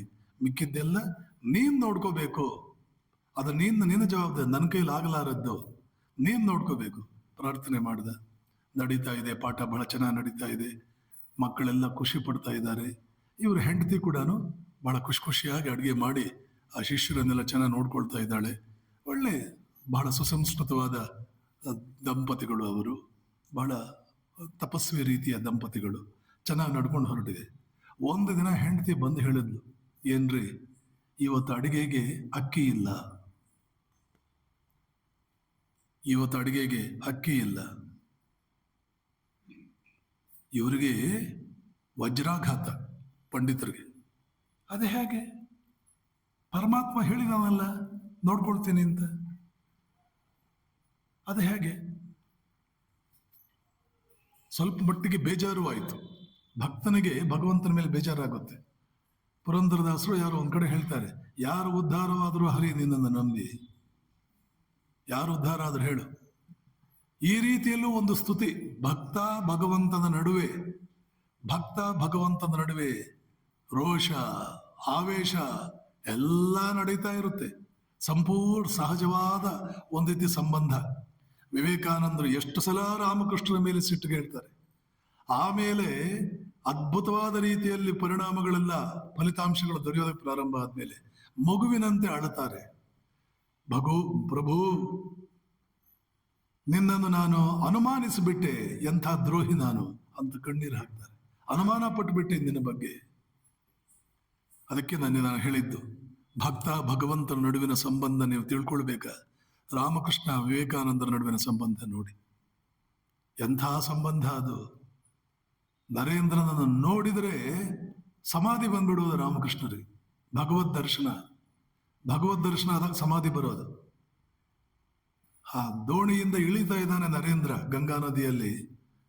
ಅಲ್ಲಿ ನೋಡು ನರೇಂದ್ರ ಅಂತ ಹೇಳಿ ನರೇಂದ್ರ ಅಂತ ಹೇಳೋಕ್ಕಾಗಲ್ಲ. ನಾನ್ನೋ ವೇಳೆಗೆ ಅವರ ಪ್ರಜ್ಞೆ ಹೋಗ್ಬಿಡ್ತವು, ನಿರ್ವಿಕಲ್ಪ ಸಮಾಧಿಗೆ ಹೋಗ್ಬಿಡ್ತು. ಕುಂಡಿನೇ ಜಾಗೃತವಾಗಿ ತುರಿಯ ಅವಸ್ಥೆಗೆ ಹೋಗ್ಬಿಟ್ರು. ಅಲ್ಲಿ ನೋಡೋ ನರೇಂದ್ರ ಅಂತ ಅನ್ನೋಕ್ಕಾಗ್ತಾ ಇಲ್ಲ. ಅಷ್ಟು ನರೇಂದ್ರ ನೋಡಿ ಅಷ್ಟು ಖುಷಿ, ಅಷ್ಟು ಆನಂದ. ಹೀಗೆ ಎಲ್ಲಾ ರೀತಿಯ ಸಂಬಂಧಗಳು, ಆ ಸಂಬಂಧಗಳನ್ನೇ ಭಕ್ತಿಯೋಗದಲ್ಲಿ 5 ಭಾವಗಳು ಅಂತ ಕರೆಯಲಾಗುತ್ತೆ. ಭಾವ ಅಂದ್ರೆ ಸಂಬಂಧ. ಬೇರೆ ಬೇರೆ ರೀತಿಯ ಸಂಬಂಧಗಳು ಇರುತ್ತದೆ. ದಾಸ್ಯ ಭಾವ, ವಾತ್ಸಲ್ಯ ಭಾವ, ಶಾಂತ ಭಾವ, ಸಖ್ಯ ಭಾವ, ಮಧುರ ಭಾವ. ಇದರ ವರ್ಣನೆ ನಾನು ಕೊಡಲ್ಲ, ಟೈಮ್ ಆಗ್ಬಿಡುತ್ತೆ. ಒಂದೊಂದೂ ಅದ್ಭುತವಾದಂತಹ ಭಾವಗಳು. ಎಷ್ಟು ಅನುಭವಗಳಾಗುತ್ತೆ ಒಂದೊಂದು ಭಾವದಲ್ಲಿ. ಸ್ವಾಮಿ ಅದ್ಭುತಾನಂದರು ಹೇಳ್ತಾರೆ, ಒಂದು ಭಾವದಲ್ಲಿರುವ ಎಲ್ಲ ಅನುಭವಗಳು ಸಂಪೂರ್ಣವಾಗಿ ನಮ್ಮದಾಗಬೇಕು ಅಂದ್ರೆ 1000 ಜನ್ಮಗಳು ಬೇಕಾಗುತ್ತವೆ. ನೋಡಿ ಭಕ್ತಿಯೋಗ ಹೇಗಿದೆ. ಒಂದು ಭಾವದಲ್ಲಿ ಎಲ್ಲ ಅನುಭವಗಳು ಆಗ್ಬೇಕು ಅಂದ್ರೆ 1000 ಜನ್ಮಗಳು ಬೇಕಾಗುತ್ತದೆ. 5 ಭಾವಗಳ ಅನುಭವಗಳಾಗಬೇಕು ಅಂದ್ರೆ 5000 ಜನ್ಮ ಬೇಕಾಗುತ್ತೆ. 5 ಭಾವಗಳ ಅನುಭವ ಆಗಿಬಿಟ್ರೆ ಆಗೊಂದು ಭಾವ ಬರುತ್ತದೆ, ಅದು ಮಹಾಭಾವ.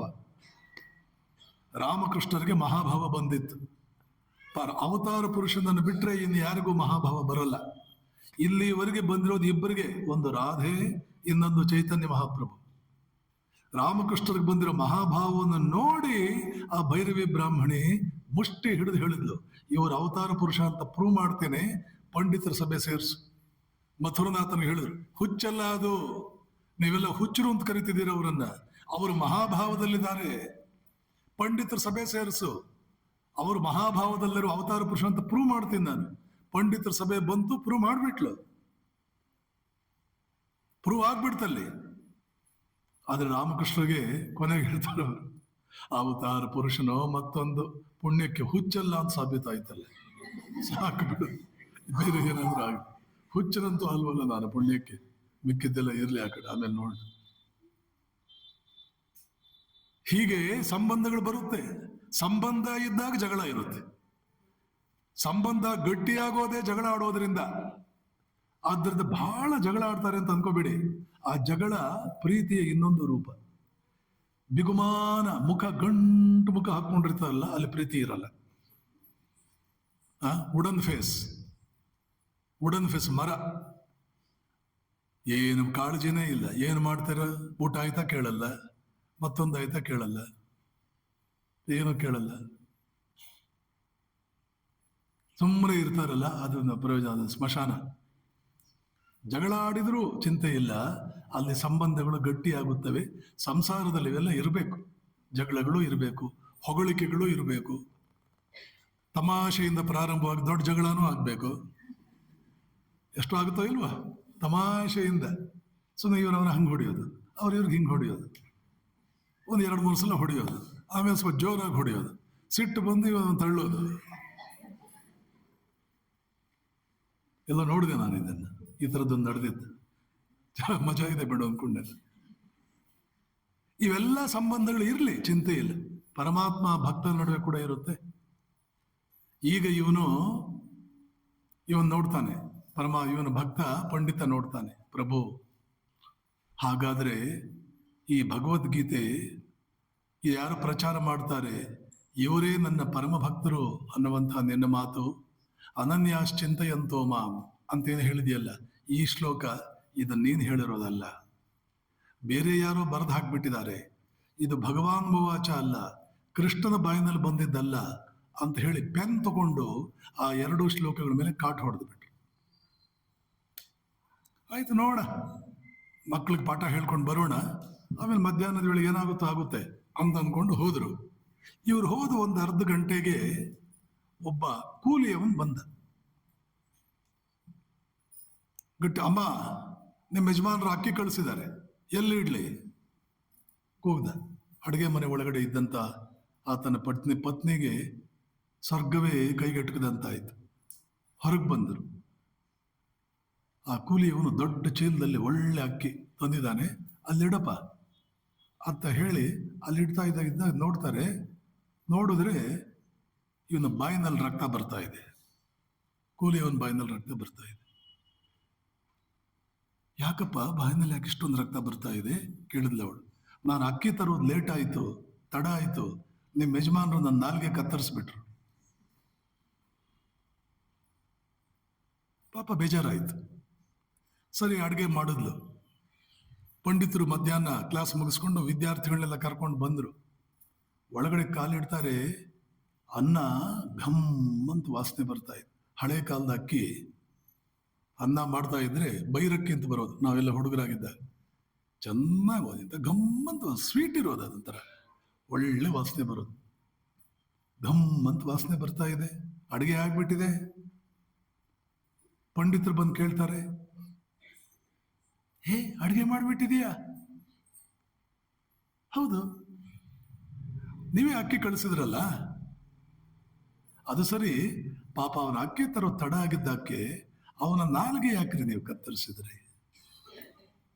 ಪಂಡಿತರು ಕೇಳ್ತಾರೆ, ನಿಂಗೆ ಹುಚ್ಚು ಹಿಡ್ದಿದೆಯೋ ಹೇಗೆ?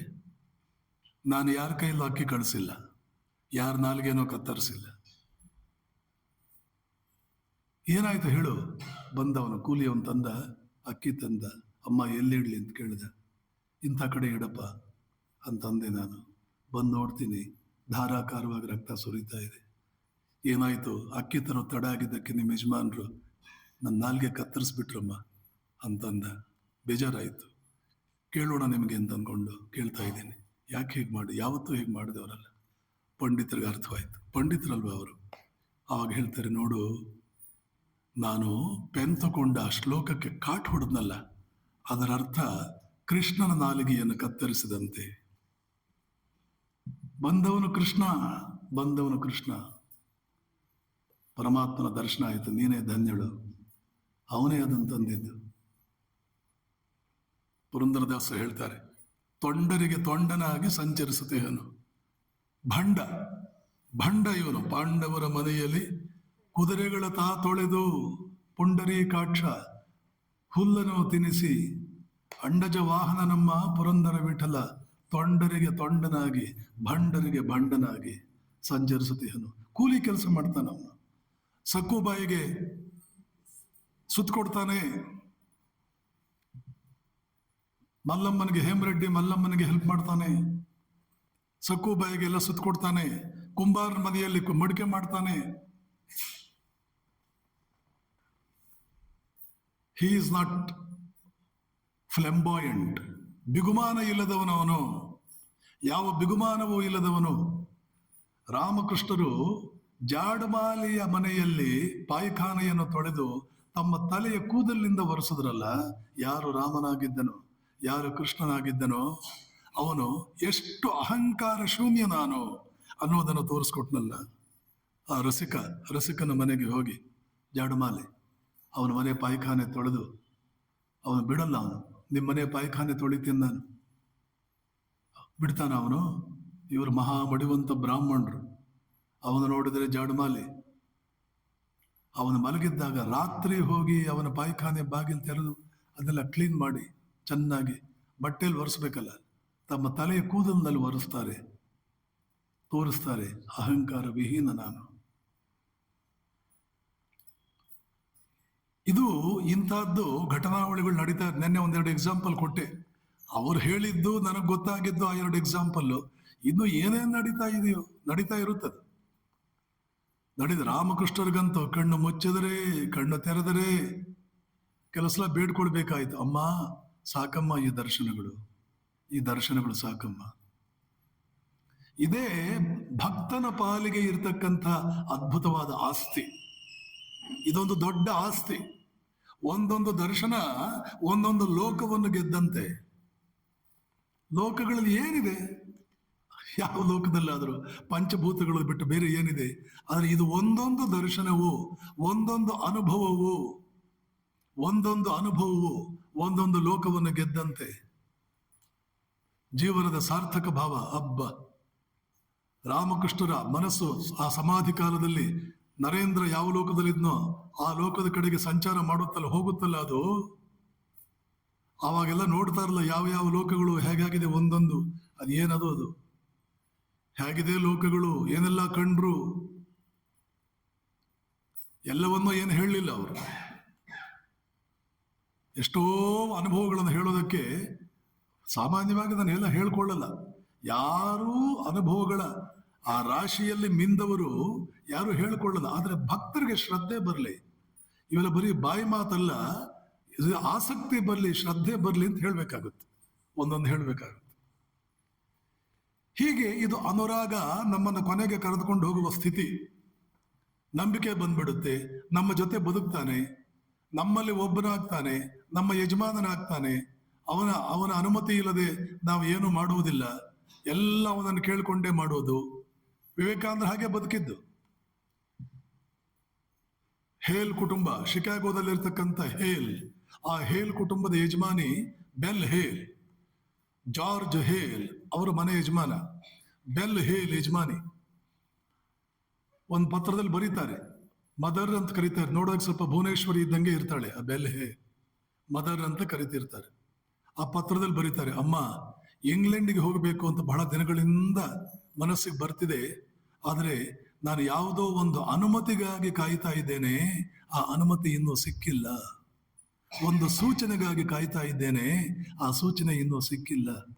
ಯಾವ ಸೂಚನೆ ಅದು? ಎಲ್ಲಿಂದ ಬರಬೇಕದು? ರಾಮಕೃಷ್ಣರಿಂದ. ಇಂಡಿಯಾದಿಂದ ಅಮೆರಿಕಕ್ಕೆ ಹೋಗಬೇಕಾದ್ರೂ ರಾಮಕೃಷ್ಣ ಸಮುದ್ರದ ಮೇಲೆ ನಡೀತಾ ಬಾ ಬಾ ಅಂತ ಕರೆದ ದರ್ಶನ. ತೆರೆದ ಕಣ್ಣುಗಳಿಂದ ವಿವೇಕಾನಂದರ ಬಿಳಿಗಿರಿ ಅಯ್ಯಂಗಾರ್ ಅವರ ಮನೆಯಲ್ಲಿ ಹುಕ್ಕ ಸೆತ್ತ ಕೂತಿದ್ದಾಗ ತೆರೆದ ಕಣ್ಣುಗಳಿಂದ ರಾಮಕೃಷ್ಣರ ಬಂಗಾಳ ಕೊಲ್ಲಿ ಮೇಲೆ ಬಾ ಅಂತ ಕರೆದು ಸಮುದ್ರದ ಮೇಲೆ ಹೋಗ್ತಾ ಇದ್ದಾರೆ. ರಾಮಕೃಷ್ಣ ನೋಡಿದರು, ವಿವೇಕಾನಂದರನ್ನ ಕರೀತಾರೆ. ರಾಮಕೃಷ್ಣ ವಿವೇಕಾನಂದ ಕಡೆ ನೋಡ್ತಾರೆ, ಬಾ, ಕರೀತಾ ಇದ್ದಾರೆ, ಬಾ. ಅಮೆರಿಕಾಗೆ ಹೋಗ್ಬೇಕಾದ್ರೆ ಹಡಗು ಹೊರಟಿದ್ದು ಮುಂಬೈಯಿಂದ. ಅಮೆರಿಕಾಗೆ ಹಡಗು ಹೋಗಬೇಕಾದ್ದು ಮುಂಬೈಯಿಂದ ಏಡನ್ಗೆ ಹೋಗಿ ಮೆಡಿಟರೇನಿಯನ್ ಸಮುದ್ರಕ್ಕೆ ಹೋಗಿ ಅಲ್ಲಿಂದ ಅಮೆರಿಕಾಗೆ ಹೋಗೋದು. ಆದ್ರೆ ರಾಮಕೃಷ್ಣರು ಬಂಗಾಳ ಕೊಲ್ಲಿ ಮೇಲೆ ನಡ್ಕೊಂಡು ಹೋಗಿ ಬಾಬಾ ಅಂತ ಕರೆದಿದ್ದು. ಪರಿಣಾಮ ಏನಾಯ್ತು ಗೊತ್ತಾ? ವಿವೇಕಾನಂದರ ಹಡಗು ಬಂಗಾಳ ಕೊಲ್ಲಿ ಮೇಲೆ ಹೋಯ್ತು, ಜಪಾನ್ಗೆ ಹೋಯ್ತದು. ಜಪಾನ್ಗೆ ಹೋಗಿ ವ್ಯಾಂಕೋವರ್ಗೆ ಹೋಯ್ತು, ಕೆನಡಾಗೆ ಹೋಯ್ತು, ಪೆಸಿಫಿಕ್ ಸಮುದ್ರಕ್ಕೆ ಹೋಯ್ತು, ಮೆಡಿಟರೇನಿಯನ್ ಅಟ್ಲಾಂಟಿಕ್ ಹೋಗಲೇ ಇಲ್ಲ. ಅದರಲ್ಲೂ ಅಷ್ಟು ಕರಾರುವಾಕ್, ಅಮ್ಮ ಇಂಗ್ಲೆಂಡ್ಗೆ ಹೋಗಬೇಕು ಅಂತಿದೆ, ಆದರೆ ಯಾವುದೋ ಒಂದು ಸೂಚನೆಗಾಗಿ ಕಾಯ್ತಾ ಇದ್ದೇನೆ, ಆ ಸೂಚನೆ ಇನ್ನೂ ಸಿಕ್ಕಿಲ್ಲ. ಮುಂದೆ ಸೂಚನೆ ಸಿಕ್ತು ಅನ್ಸುತ್ತೆ, ಇಂಗ್ಲೆಂಡ್ಗೆ ಹೋದರು. ಹೀಗೆ ಭಕ್ತನಾದವನು ಸಂಪೂರ್ಣವಾಗಿ ಅವಲಂಬಿತನಾಗ್ಬಿಡ್ತಾನೆ. ಎಲ್ಲಿ ನನ್ನನ್ನು ನಾನು ನೋಡ್ಕೊಳ್ಬೇಕಾಗುತ್ತೋ ಅಂತ ಹೆದರು ಬಿಟ್ಟಿದ್ದೆ.